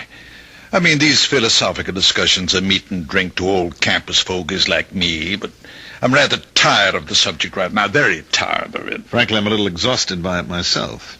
I've just spent 2 months in search of it, and I didn't even know what I was looking for. You've been digging up things about me, haven't you? I hope you enjoyed yourself. No, I didn't. You see, I made the mistake of talking to your enemies. The publishers you dropped, the friends you no longer see, the scholars you had disputes with. What did you get out of that? Nothing.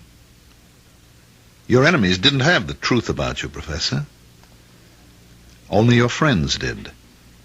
Like Avery Hayes. Avery Hayes? Oh, I'm glad to see you remember the name. Strange how few people do. Even though you dedicated your 4th, or was it your 5th book to him? George Merritt knew him, of course. Mr. Merritt called you Avery's benefactor. Said that Hayes was an alcoholic that you took care of for many years. He was my friend. Yes, he was a good friend, and you were good to him. That was one chapter of your past that you had every reason to be proud of, wasn't it? Avery's been dead for 10 years. What did you want from him? Nothing, Professor.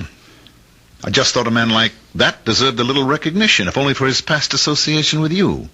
So I talked to people who knew him, his old pals, his family.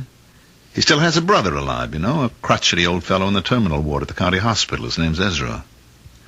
Perfect name for the old boy. And you know what?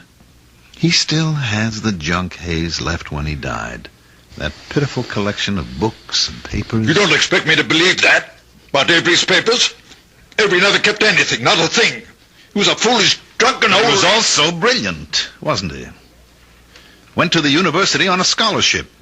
You only beat him out for top honors because of his drinking. You're talking about 40 years He ago. was drunk and he was dishonest, too, wasn't he, Professor? That was how he sustained that wild life of his, by selling his scholastic services to anybody who could pay for them. It's not different today. Yes. That's what Avery said in his letter. The one he wrote to a woman named Jean. I didn't know who Jean was or why Avery never mailed the letter, but there it was. Avery said he was cleaning up $200 a month and would surely be able to pay back all he owed before the end of the semester. And then he mentioned the thesis. The big job he was doing, that he expected $300 for that job alone. You know which thesis I mean, Professor? Please go. Get out of here. I've had enough of this lying filth. The 7 Secrets of Shakespeare. Sounds like a mystery story, doesn't it? But it was quite a piece of work. And it became more than just a college thesis. It became a world-famous book. It made your reputation, Professor. You're a liar. A liar. You know nothing about it. You paid Avery for his work and put your name on it. You might have done as well yourself, but you were young and lazy and you had the money to pay for it.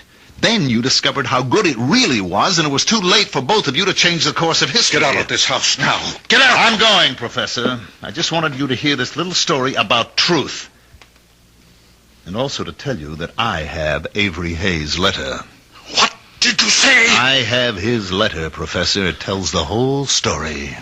Good night. Mark! You told me to go, and I'm going. You filthy animal! Get rich! Get! Kill you, monster! I'll kill you! Kill you, you animal! Daddy!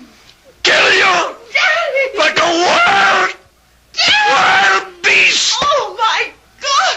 What have you done? Oh, no. Daddy! Oh, no. Oh, thank heaven you're here. Oh, thank heaven. Look at his head. Oh, dear Lord. You saw what happened. Oh. What the crazy fool did, he attacked me. You killed him with your cane. He attacked me, Lorna. You know how much he hated me? I had to defend myself. No, I saw what happened. I saw you strike him from behind. No, Kitty, no. He tried to kill me. That's why I hit him. Daddy, I saw everything. You killed Mark. You did it deliberately. That's the truth. You always taught me to tell the truth. It's the only important thing. The truth.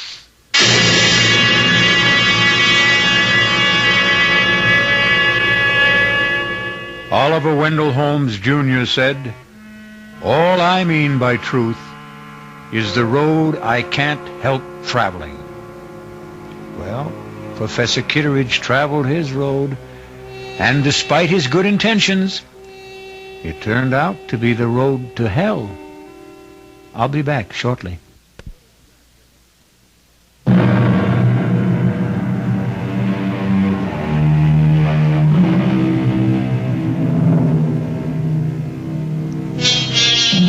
If there is a moral to the story you've just heard, it's not that truth is so bad. But Samuel Butler said, truth should not be absolutely lost sight of, but it should not be talked about. And we promise that's our last word on the subject. Our cast included Agnes Moorehead, Mandel Kramer, Sandus Ortega, Ian Martin, and Dan Ocko. The entire production was under the direction of Hyman Brown. This is E.G. Marshall inviting you to return to our Mystery Theater for another adventure in the macabre. Until next time, pleasant dreams.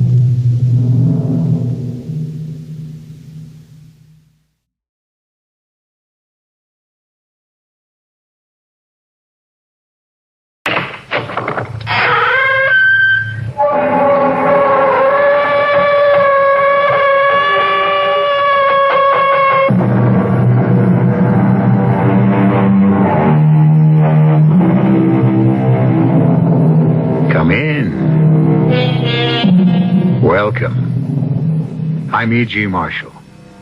I have a strange and frightening story about an onyx eye and the effect it had on the lives and happiness of several people. It is a well-known law of physics that any action has an equal and opposite reaction. If you press down on one side of a seesaw, the other side goes up. If you drop a stone into a puddle of water, the water rises in exact proportion to the displacement of the stone. If good luck is on the face of the coin, wouldn't the other side bring the reverse?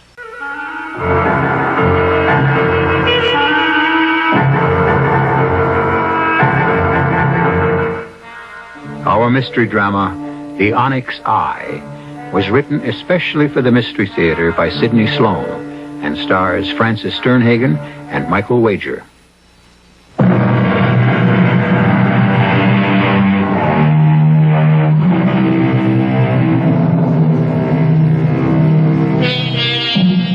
It was a cold, slushy day in January that Jack Evans found himself on the run-down side street in a section of town in which he had seldom been before. He was weary and cold from job hunting, but he knew he couldn't go home and face Kathy, his wife, on her birthday without some small gift. Then he saw it, a little curio shop. He looked in the window at the collection of junk jewelry, second-hand objets d'art, when his eye was attracted to an interesting egg-shaped object, dusty and half covered by other things. He immediately knew that was what he was going to buy for Kathy. Hello? Anybody here? Yes. Can I help you? Oh, I didn't see you. What can I do for you? I haven't much time. I was just about to close. At 3:15 in the afternoon? Young man, I am closing the doors and leaving. I will not return. I have been here for over 60 years. Long enough.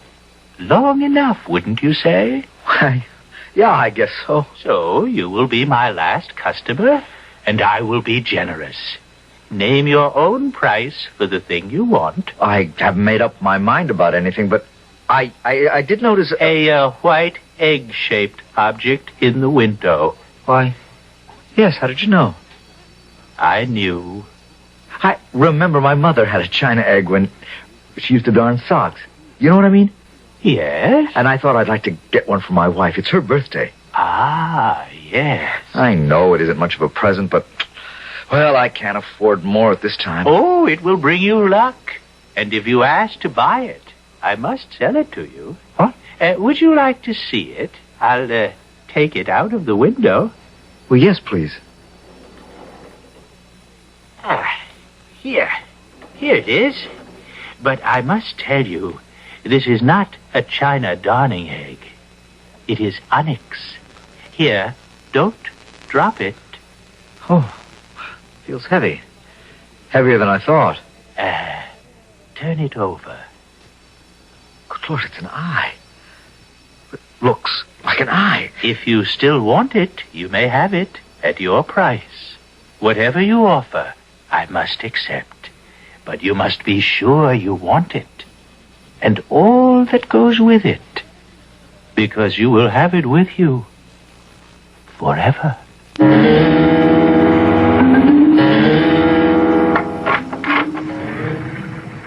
Hello? Is that you, Jack? Home, Kathy. Come on into the kitchen. It's warmer here. Okay, dear, as soon as I get my galoshes off. Oh, it does feel warmer in here. Ooh, the heat's been off all day. I think we've run out of fuel. I've kept the oven on so the house wouldn't freeze. Well, did you call Holders Fuel and tell them? Oh, a lot of good that would do. We owe them. Well, we're way beyond our credit. Oh, but in weather like this, let me call them. Didn't you tell them you're expecting a baby and that the cold wouldn't... Phone's out too, Jack.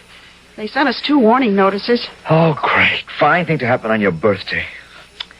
You should have married a guy who could take care of you, Kathy. Oh, you're the nicest husband in the world. And you're going to be a marvelous father. But... No buts.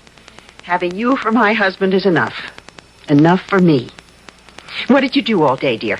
Walked around looking for a job. Any luck? I had one promise from Ellsworth Manufacturing. You think it's a possibility? I wouldn't bank on it. I think the guy in the employment office, Mr. Mazurek, was just trying to brush me off. But look, I don't want to talk about that. I want to celebrate. Now, kiss me before I show you your real surprise. There. Now, close your eyes and hold out your hand. There. Now open your eyes. Oh, why... It's beautiful. You don't like it. Oh, yes. Yes, it's very unusual. It looks like an eye. The little man I brought it from said it would bring us luck. It's onyx. The eye makes it valuable as an oddity. Oh. What's the matter? It moved. It moved in my hand. Oh, Kathy, it didn't move. That's just your imagination. Take it back and get your money. I don't want it here. There's something... I don't know how to say it. There's something about it that I... Look, I'm sorry, Kathy, but it seems so different, so unusual. Yes, different, but not in a pleasant way. It's ugly. Take it back, dear. I can't take it back. What? I don't want to. The old man said it would bring me luck. Well, we could use a little. I don't believe in luck, Jack, and you know it. I just can't have that evil-looking eye around. Luck or no luck. The phone. It's been off all day. Answer it. Answer it, Jack. Hello? Who? Yes, this is he. Oh, you will? Who is it? It's the fuel company. They're making a delivery in an hour. Yes, we'll be here. I won't have the money to pay you tonight, Mr. Holder. Oh, well, thanks. They're extending our credit. Mr. Holder said that since we've been a good customer for over 6 years, Kathy, it's the eye, don't you get it? It's really changed our luck. Jack, that's childish. Well, how about the phone coming on after they'd cut us off for not paying our bill? I still don't believe that thing had anything to do with it. It's the phone again. Get it, Kathy. Hello? What? Yes, he's here. Who? Yes, I'll get him. Jack, it's Ellsworth Manufacturing calling. A Mr. Mazurek.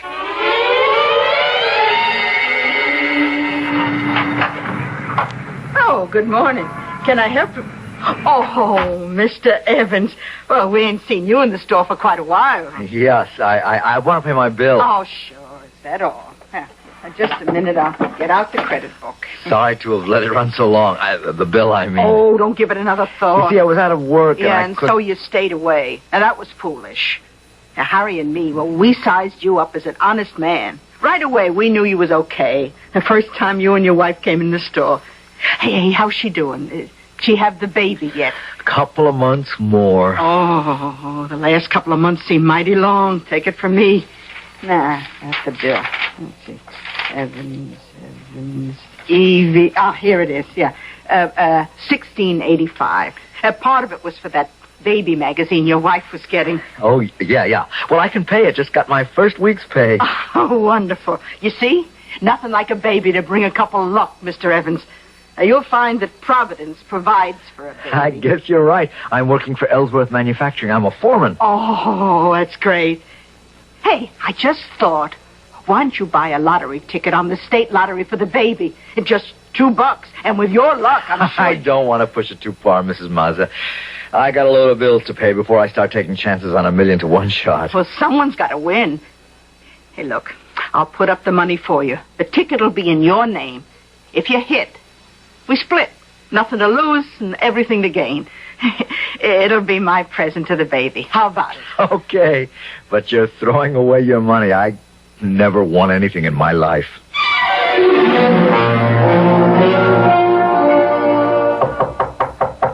Come in. Mr. Ellsworth? Yes? They told me in the plant that you wanted to see me in your office. Your secretary told me to go right in. Yes. You are Mr. Evans. Jack Evans. Oh, yes. I have your name right in front of me on my pad here. Pardon me while I read this memo from your supervisor. I would like to say something, if I may. Yes? I need this job very much. I know I'm new at it, and I probably made many mistakes. My good man, you're getting yourself needlessly upset. You're in no danger of losing your job. I'm not? Oh, really, I thought I was coming to see you to get fired. You are here to see me because of a memo from your supervisor, who praises your hard work and dedication. You see, there's a new opening in supervision on the executive level. A big step up from the plant job you hold now. And we think you can handle it. What do you say?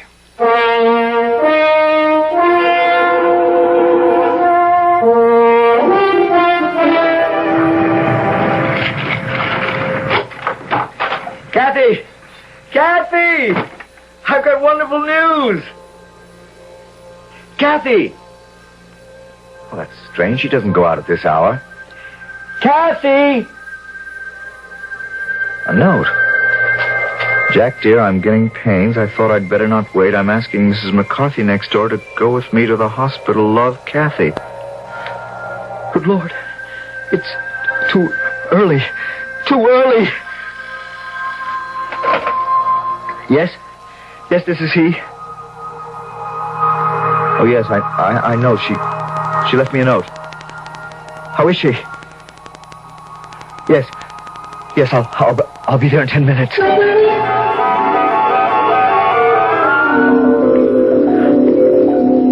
Jack. Oh, Jack, I wanted you near me. I was frightened. I came as soon as I could, dear. Have I had the baby yet? Yes. Yes, the baby. You've had the baby. It's all over. Is it a boy, Jack? I wanted a little boy. I know you wanted a girl, but we'll have the boy first. And yes, then... but you're tired now, dear. We'll talk later. You must rest. No, I'm not tired. I want to talk about it with you. I want to see it. When can I see the baby? Kathy, please, try to get some rest. Jack, you're acting so strange. Is something wrong? Darling. The baby. It's dead, isn't it? Oh, Kathy, that I should have to tell you. Oh, my darling. Was it a boy? A beautiful little boy, the doctor said. Well, why? Why did he have to die?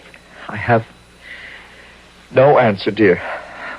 Doctor said everything was going fine, even though the baby was premature. He didn't feel there was any danger. Then suddenly the little heart stopped beating.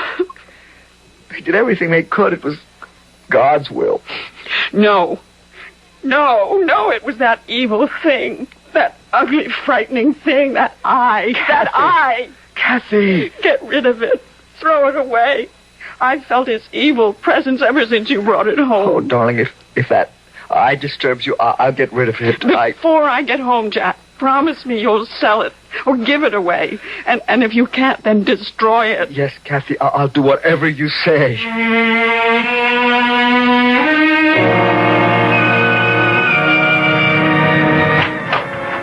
Hey, I was just closing up, mister. It's me, Mrs. Mazza. Oh, sure, Mr. Evans. I hate to bother you so late, but I spent most of the evening at the hospital with my wife. And... Yeah, I heard about that this afternoon. Mrs. McCarthy told me. Gosh, that's a terrible thing to happen to a nice young couple like you two.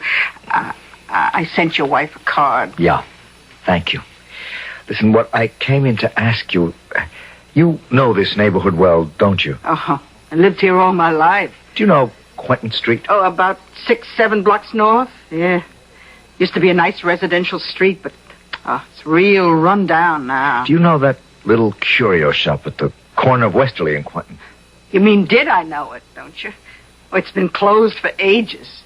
Years. No. I was in there last week and made a purchase. You couldn't have. Well, that building's been empty for nearly 20 years. Windows are broken. It's fallen apart. You know, I remember it when I was a girl. There was an old man. A small old man? Yeah, we were scared of him when I was a kid. But I bought something from him, a present for my wife on her birthday. It was just a few weeks ago. Oh, but you couldn't have. Well, the building's been condemned for over 5 years. It's supposed to be pulled down. He was there, I tell you, in the shop. January 29th, my wife's birthday. Mr. Evans, I seen the ambulance come and take him away exactly 20 years ago. I think it was in January, too. He was dead. If you seen him, you saw a ghost.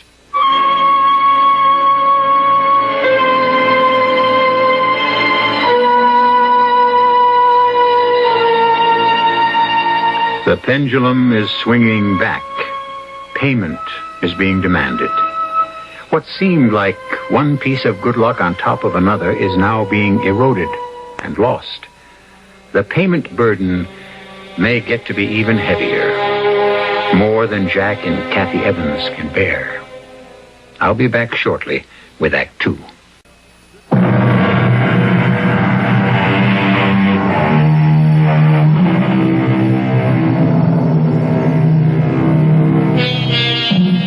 When Jack Evans was told that the little curio shop where he had purchased the Onyx Eye had been closed for over 20 years, he couldn't believe it. The memory of the night when he was in the shop a few weeks before was sharply etched on his mind. The next day he went to find out for himself. The shop was no longer there. The ancient building in disrepair, broken windows, the door hanging on one hinge. It was not his recollection of the shop, but it was as Mrs. Mazza had described it. That evening, as he returned from work... Mr. Evans? What? Are you Jack Evans? Yes? I'm from the Globe, Mr. Evans. Congratulations. Congratulations? Yeah, you won the big state lottery, Mr. Evans. Didn't you know? No, I don't think... Oh, hey, this is rich. You haven't even been told yet? I mean, nothing from the lottery commission, no phone call, no letter, no wire. Oh, wait a minute. There it is. Look, it's right by your door. See, it's a wire. Here you go. Open it. Jack Evans, 38 Mulberry Street. Uh-huh. Happy to inform you that your number... a check for $250,000 will be... Oh, good Lord. Say, are you all right? Yeah, sure. I'm great. Well, you looked a little pale for a minute. Well, I guess it sort of got to me for a minute. To think I wanted to get rid of it. Huh? Well, what? You mean your lottery ticket? No. The Onyx Eye. Huh? Oh, this money is only half mine. Mrs. Maz, who runs a little stationery store on Euclid and 12th, bought the ticket for me. We're going to split the money if I won. Mrs. Mazza, Euclid and 12th. Got it. Now, what about this eye? The Onyx Eye you just mentioned? I'd rather not say much about that. It's kind of a good luck charm. Well, have you got it with you? I mean, I'd like a picture, with you holding the good luck charm in your hand. Well, I've got it in the house. Come in. Great. Say, you said you were going to get rid of it, or you wanted to get rid of it? Yeah, it bothered me. Just a minute. I've got it in a drawer. Ah. Here it is. Say, that is something. Huh. Ugly little thing, isn't it? That eye seems to be looking right at you, huh? My wife's afraid of it, wants me to get rid of it. Are you going to? I don't know. She thinks it brings bad luck. For you, it didn't.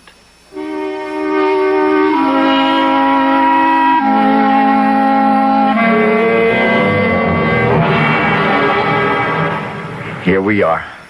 Dear, we're home. Yes, Jack, we're home. Up the steps. Yeah. Take it easy. Mm-hmm. Hello. Welcome home. Oh, Mrs. Mazza. Mrs. Mazza volunteered to come over and get the house in order for your homecoming. Oh, that was kind of you, Mrs. Mazza. Oh, nonsense. Don't even say that after what you've both done for Harry and me with your good luck charm. Oh, it's beautiful. So many flowers. The entire room is full of flowers. A coming home present from Harry and me. I knew you'd like them. You shouldn't have been so extravagant. Oh, After what you've done for us, it's nothing. You know what we're going to do with our share of the money? We're going to sell the store and move to a warmer climate, which will be good for Harry's arthritis. Oh, that's a good idea. Mrs. Evans, what are you two going to do with your half? Kathy, Mrs. Mazza was speaking to you. What? Would you pick up the phone, Mrs. Mazza? There on the table. Oh, yeah, sure. Hello? Yes, this is the Evans residence. Oh, just a minute. Oh, Kathy, someone on the phone for you. The man said that the Globe newspaper. Well, that newspaper reporter again. He called me several times at the hospital. I don't want to speak to him. Oh. Hello? Oh, well, she's busy and can't talk. What? Was she what? Sell? Are you crazy? You asking her to sell her luck? You're out of your mind, mister. Oh, you know, he wanted to buy your Onyx Eye, your luck. Now, how do you like that? Eye? Have you still got that terrible thing, Jack? Oh, Kathy, I haven't had a chance to get rid of it. You promised, Jack. You swore to me you would get rid of that ugly eye before I came home. You promised me that faithfully in the hospital. Calm down. You mustn't You go on lied like to this. me. You know what misery that thing has caused us. It took my baby from me. Kathy. It killed my baby. Oh, look, Mrs. Evans, if you really mean that, I'll take it. I'll buy it. Yes, it's yours. A present. You don't have to buy it. Give it to her, Jack. Give it to her. Kathy. Get rid of that thing. That evil thing. Or I'll go away. You'll never see me again. All right, Kathy. I'll do anything you say. Here, Mrs. Mazza, I hope it brings you better luck than it has us.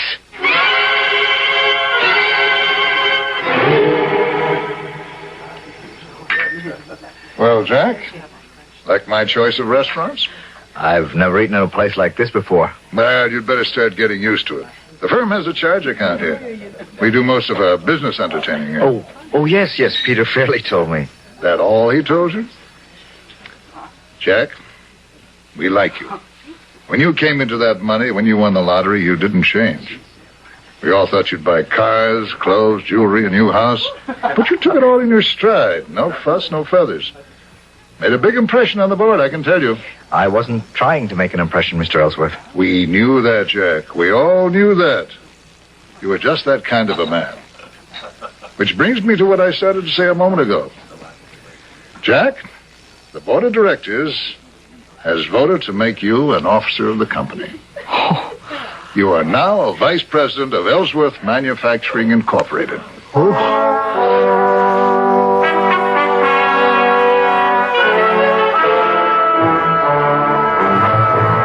Oh, you deserve the job, Jack. But it is so incredible. They hardly know you, and they give you this big position. Kathy, I couldn't believe this is all happening to me, Happened so fast. Oh, I'm so happy for you, darling.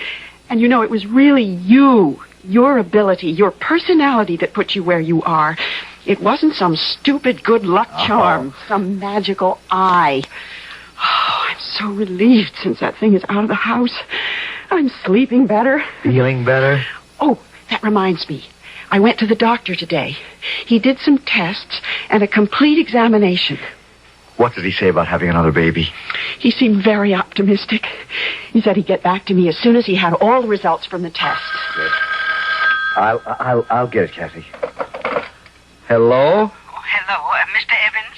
Yes. Oh, Mrs. Mazza? I'm sorry to bother you and your missus so late at night. Oh, it's not so late. We haven't gone to bed yet. Oh, that's good. Look, I'm a little worried. I had to talk to you. Could I come over? Well, it is right.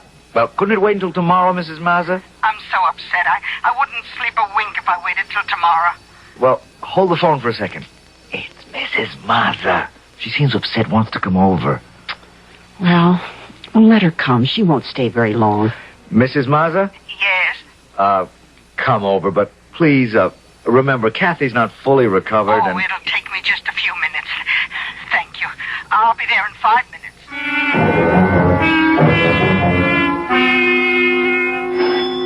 There she is, Jack. Let her in. Okay. I got it.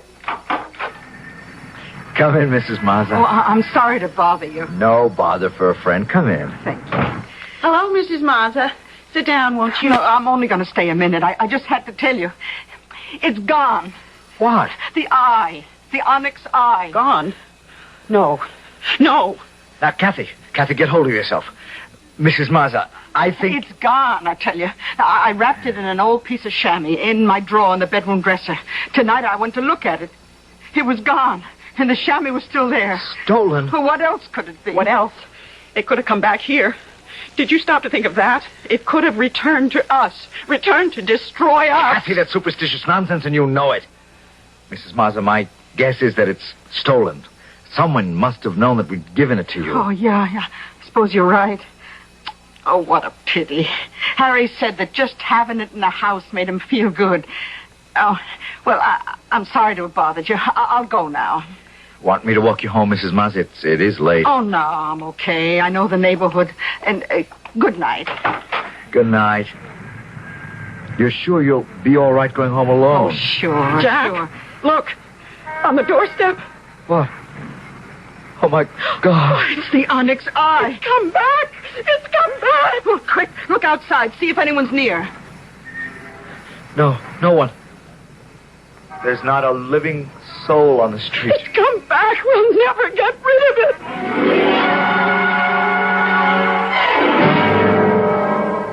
You have made an offer, and now you must go through with it.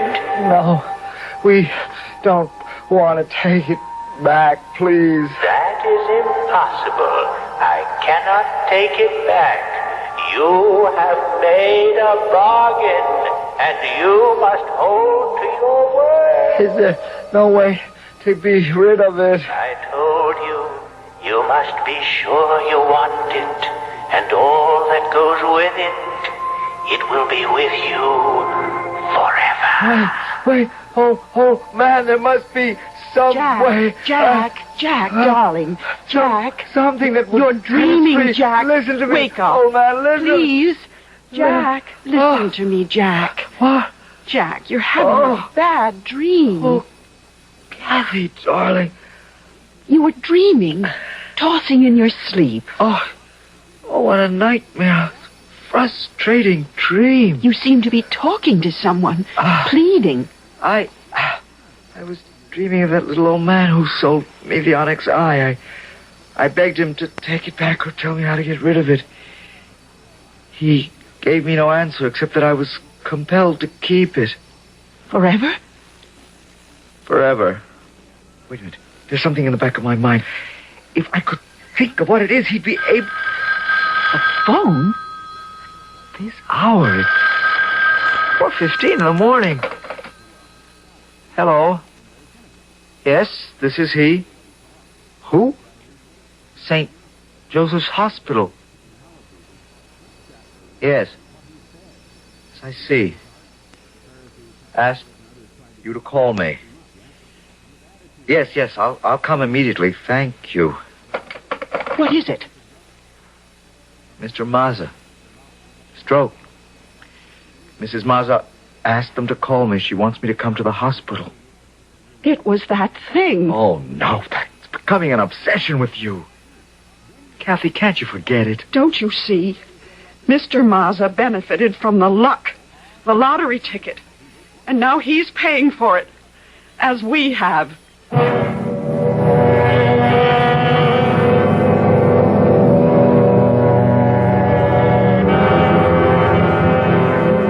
Like some evil thing, the power from the Onyx Eye reaches out to crush all who have benefited from its luck. Its influence keeps spreading like a pool of slimy, polluted water, defiling everything it touches. I'll be back shortly with Act 3.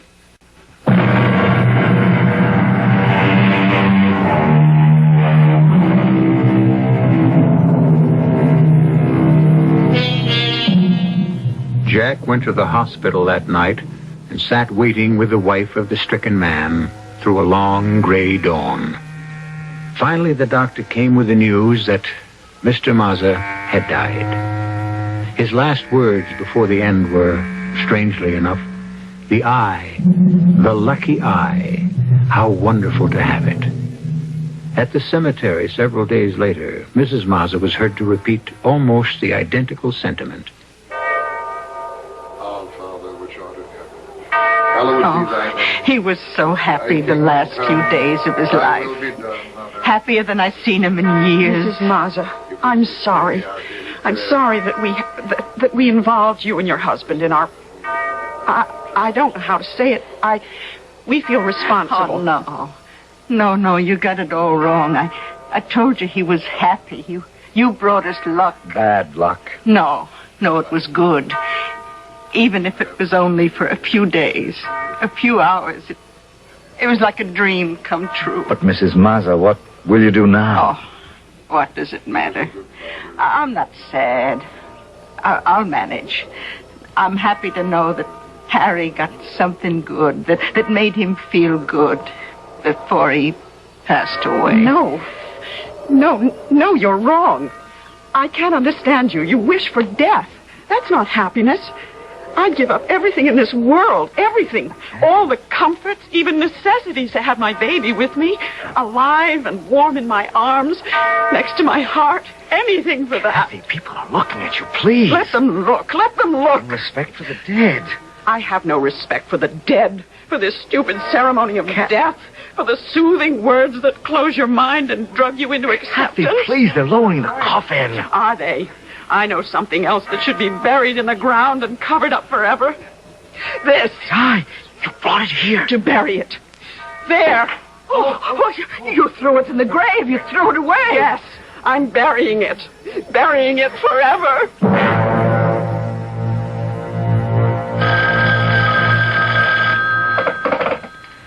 Hello? Hello, Mr. Evans. This is Peter Cawley. You know me. I'm the reporter on the Globe. I'm the guy who interviewed you when you won the lottery. What do you want? I'm in the middle of dinner. Well, I see that you found an envelope on the street with over $2,000 in it and that you turned it into the police. That's right. Well, you don't seem very excited about it. $2,000 seems like a lot of money to me. It's not my money. Yeah, but if the owner doesn't come forth to identify it, it is going to be yours, right? Really, Mr. That's right, isn't it? Is this why you called me to find that out? No. I called you because I see a continuation of the good luck story I did on you when you won the lottery. Sorry to disappoint you. I no longer have the eye. Oh, come on, Mr. Evans. Don't give me that. I haven't got it. That's the truth. It's gone. Buried. You mean, you hid it someplace to keep from losing it? I mean, we buried it to get rid of it. To lose it forever. Jack, your dinner is getting cold. Coming right in. Who was it? Oh, that reporter. You know the one. He wanted to do a story about my finding that money. I told him I didn't want to talk about it. You know, Jack, you found that envelope the morning after Mr. Mazza's funeral. Yes. Well, why should that make you pucker your brows? Well, it's the kind of thing that would happen when we had that... But we no longer had it then. Which only goes to prove what I've said. All that superstition about good luck and bad luck is childish nonsense. Now, let's forget it, shall we? What did you do today? Oh, I did the shopping. Went to the cleaners to pick up your suit. Oh, and I went around to the post office to pick up that parcel. What parcel? Don't you remember last Wednesday when we came home? From Mr. Mazza's funeral? Yes. Well? There was that slip from the post office saying that they had tried to deliver a parcel, but we weren't home. Oh, now, yes, I remember. Well, I went over this afternoon and picked it up. It's over there on the desk. Oh, yeah. Let's see what's in it. Jack, don't open it. What? Don't open it. It's that eye. It's come back. Then I've got to know. I've got to know. Good Lord.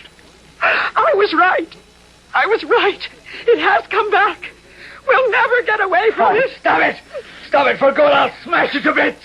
Grind it into dust. There. It's shattered. We are free of it now.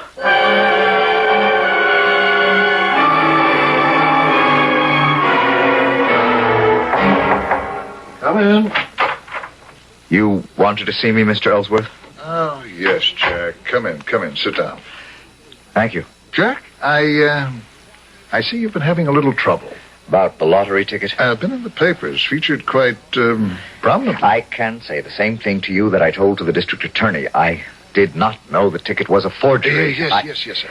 I have returned my winnings to the State Lottery Commission. Mrs. Mazza has returned her share also. You have behaved very honorably in the whole matter. I myself have said that to the board. This was brought up to the board? It had to be, Jack. You see, you occupy a very unique, a very sensitive position in our company. I don't understand how this could affect the company. My boy, a company such as ours is only as good as our reputation. I get it, Mr. Ellsworth. Now, I know why you called to talk to me. Jack, try and see my side. You are no longer an asset to Ellsworth Manufacturing. You are a liability. Now, I'll tell you what we are prepared to do. We shall give you a letter with the very highest praise for your ability and character. We shall give you 3 months' salary as termination pay, and your best wishes for my future.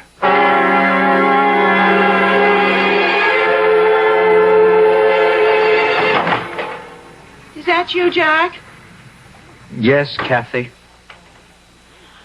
I got something to tell you, Jack. Yes? It's not good. I'm prepared for anything. What is it? There's no chance, Jack. We can't have another child. Oh, of course we can, darling. We'll go to another doctor. We'll leave here, start fresh someplace else. Sometimes a change of scene or environment. There is no use. It's happened a million times. Doctors can be mistaken. No, Jack. Nothing will ever be right for us again. Kathy, how can you say that? Look, I'm not giving up. We'll go away. You'll see things will be good again. How could you go? You couldn't leave your job. What job? I've been let go, fired. Oh, Jack. Darling. I knew it. I knew it when I saw... Look, Jack. Look what's on the floor next to the window. Oh, no. No. Your good luck piece. What? I smashed it to dust, swept it up, put it in a cloth bag, weighted it, dropped it off at the ferry boat in the middle of the harbor. Look at it. Not a scratch. Not a crack. And that eye. That evil eye glaring at us. How did it get there? I don't know. I didn't see it this morning. And then when the phone rang, I came in here to answer it. And when I finished the conversation on the phone, I saw it. I screamed and ran out of the house. I'm going to beat this thing. There's some way to get rid of it. There is got to be.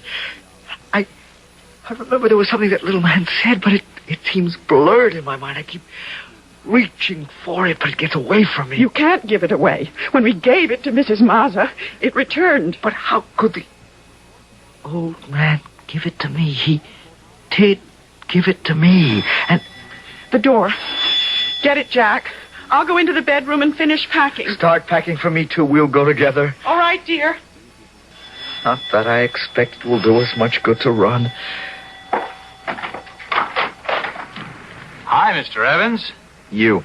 Hey, wait, listen. Leave us alone. Can't you stay away from us? No, please, I've got good news. I don't want to hear it. It always turns out bad. Oh, please. Now, don't shut the door, okay? Okay, what is it? Now, first, that money hasn't been claimed. You know the money you found?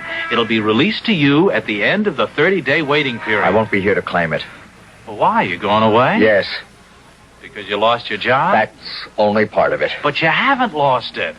What do you mean? Look, the Globe carried the entire story in this afternoon's edition about how you were innocent and also that it was rumored that you had lost your job with Ellsworth Manufacturing because of the scandal. Yeah, that's about it. Well, 20 minutes after the paper hit the street, the paper got a call from Mr. Ellsworth himself denying the story and saying that the company had never doubted your integrity and all that sort of guff. You know, he told our editor to retract that story tomorrow or face a possible lawsuit. That's very funny.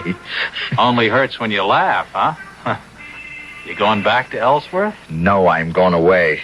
Away from this place for good. You're serious? Dead serious.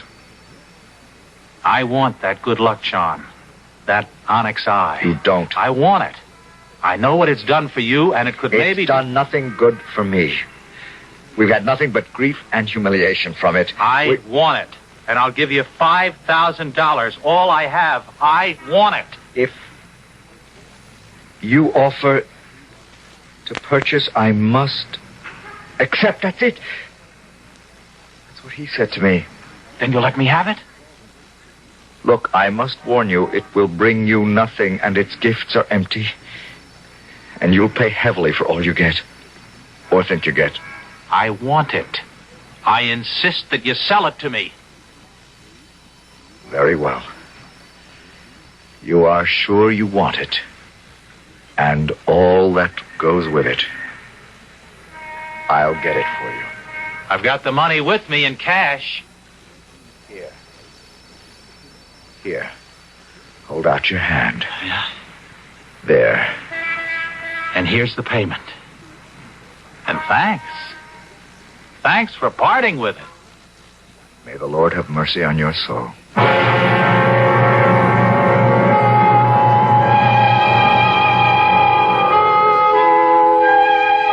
And now the Onyx Eye is in the possession of a new owner, a new master. Despite the warning Jack Evans gave him that he would pay for every piece of good luck, pay perhaps with his blood or the happiness of those near him, the new owner steps out into the world clutching the evil talisman in his hand, with his heart full of hope. I'll be back in a moment.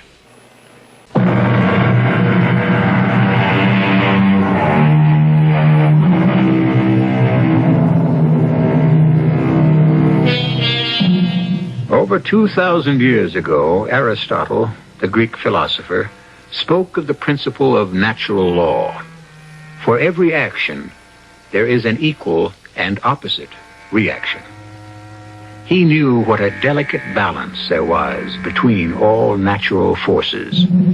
He originally spoke of a scientific phenomenon, but the irrefutable evidence of the balance can be found in our daily lives. Our cast included Francis Sternhagen, Michael Wager, William Redfield, Bryna Rayburn, and Sidney Sloan. The entire production was under the direction of Hyman Brown. This is E.G. Marshall inviting you to return to our Mystery Theater for another adventure in the macabre. Until next time, pleasant dreams.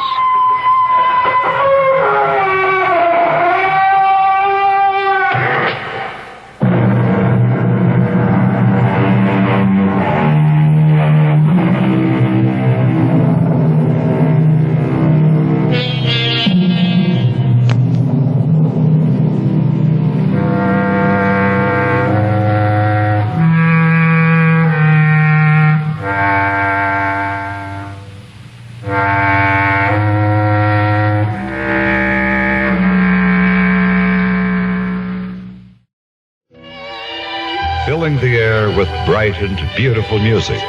This is KIXI, Seattle.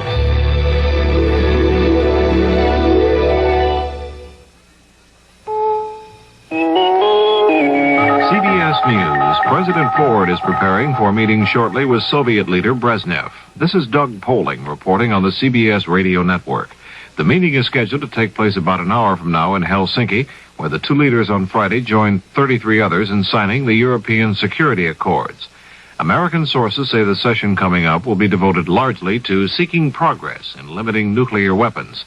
Both countries would like to have another strategic arms limitation agreement ready for signing by the time Brezhnev makes an expected visit to the U.S. in late fall. Secretary of State Kissinger said Friday night efforts to arrange an interim peace settlement between Israel and Egypt are getting to the fine points now. Kissinger told reporters in Helsinki, Finland, that it is not hopeless. Kissinger has arranged to meet in Belgrade, Yugoslavia Sunday with the Egyptian ambassador to the United States. More news in a moment. When you say Budweiser, when you say Bud, you said a lot of things nobody else can say. When you say ba-da-ba-da-ba-ba, you say you care enough to only want the king of beers. When you say Budweiser, you say Anheuser-Busch St. If you have occasional annoying hemorrhoid symptoms, you may be using a medication that is only petroleum jelly, a lubricant that soothes. If you want more than soothing alone, use Preparation H. Preparation H not only brings prompt, temporary relief from occasional pain and itch in many cases, but Preparation H does more, goes beyond soothing. Preparation H actually helps shrink swelling of hemorrhoidal tissues caused by inflammation. Preparation H goes beyond soothing. Ointment or suppositories. Use only as directed. Before beginning a month-long vacation Friday, Congress handed President Ford another setback. The Senate defeated a $31 billion weapons bill, including funds for the B-1 bomber and the nuclear strike cruiser. It was a victory for Senator Edmund Muskie, Democrat of Maine, the chairman of the newly established Budget Committee. Muskie had this to say about the Senate's action. As one senator, I think it's time President Ford understood that fiscal responsibility doesn't mean rubber stamping his priorities. He has a tendency to say that if spending is increased in an area which isn't in his budget, that's inflationary, but that if spending is reduced in an area where he likes heavier emphasis, that's irresponsible. We're going to make the point that the budget process makes us independent and also responsible. Muskie's committee has the job of providing Congress with the control over federal spending. Testifying before a Senate panel Friday, a former official of the Agriculture Department said the latest big grain sale to the Soviet Union could result in a 10% rise in U.S. food prices next year. John Schnitker, former Undersecretary of Agriculture in the Johnson administration, said the government should discourage further grain sales to Russia until fall, when experts will have a better idea of the size of the harvest in this country. Interviewed in New York Friday by CBS News, Treasury Secretary Simon said he thinks some of these grain deals can be beneficial. There's a cost benefit to everything that is done in this country. And the benefits of selling our agricultural profits, of course, mean higher real wages, higher real earnings, rather, to the farmer. That means more jobs in shipping and transportation. It's good for our balance of payments, which means the strength of our dollar in the world. These are all pluses. But we have to make sure that we don't export sufficiently to mean we're going to have a large increase in the cost for the American consumer. Treasury Secretary William Simon. A series of earthquakes rocked California Friday in both the northern and southern parts. A strong quake measuring 6.1 on the Richter scale shook the northern city of Oroville. About a dozen people hurt by flying glass. About 5 hours later, a more moderate tremor occurred south of Palm Springs. Now this. Want to play McDonald's French fry word game? Huh? Don't be shy. Give it a try. Think of a word. Put in a fry. What do you call a French fry with handlebars? A frycicle. Don't be a fraidy cat. You fry it. If at first you don't succeed, fry again. Fry in the sky. Wow. Okay. What's big and has 4 legs and a huge French fry at the end of its nose? A rhinoceros. Let's simplify things. When a French fry nut is really hungry, what does he do? Get a large order of McDonald's world-famous fries. You know what they're famous for when there's the best French fries in town. Get the large order of McDonald's fries. Hot, crisp, golden, and delicious. They're fritastic. You're why the quality's high, 'cause you deserve a break today. At McDonald's, we do it all for you. At McDonald's. The Federal Communications Commission has turned down a proposal to ban evangelical religious programs from educational TV channels. The proposal was filed by 2 West Coast men who claimed that religious interests were misusing TV channels intended for other purposes. The proposal produced a flurry of protests from the public. The FCC said it received 750,000 letters from people urging that the religious programming be allowed to continue on the educational channels. This is Doug Poling, CBS News.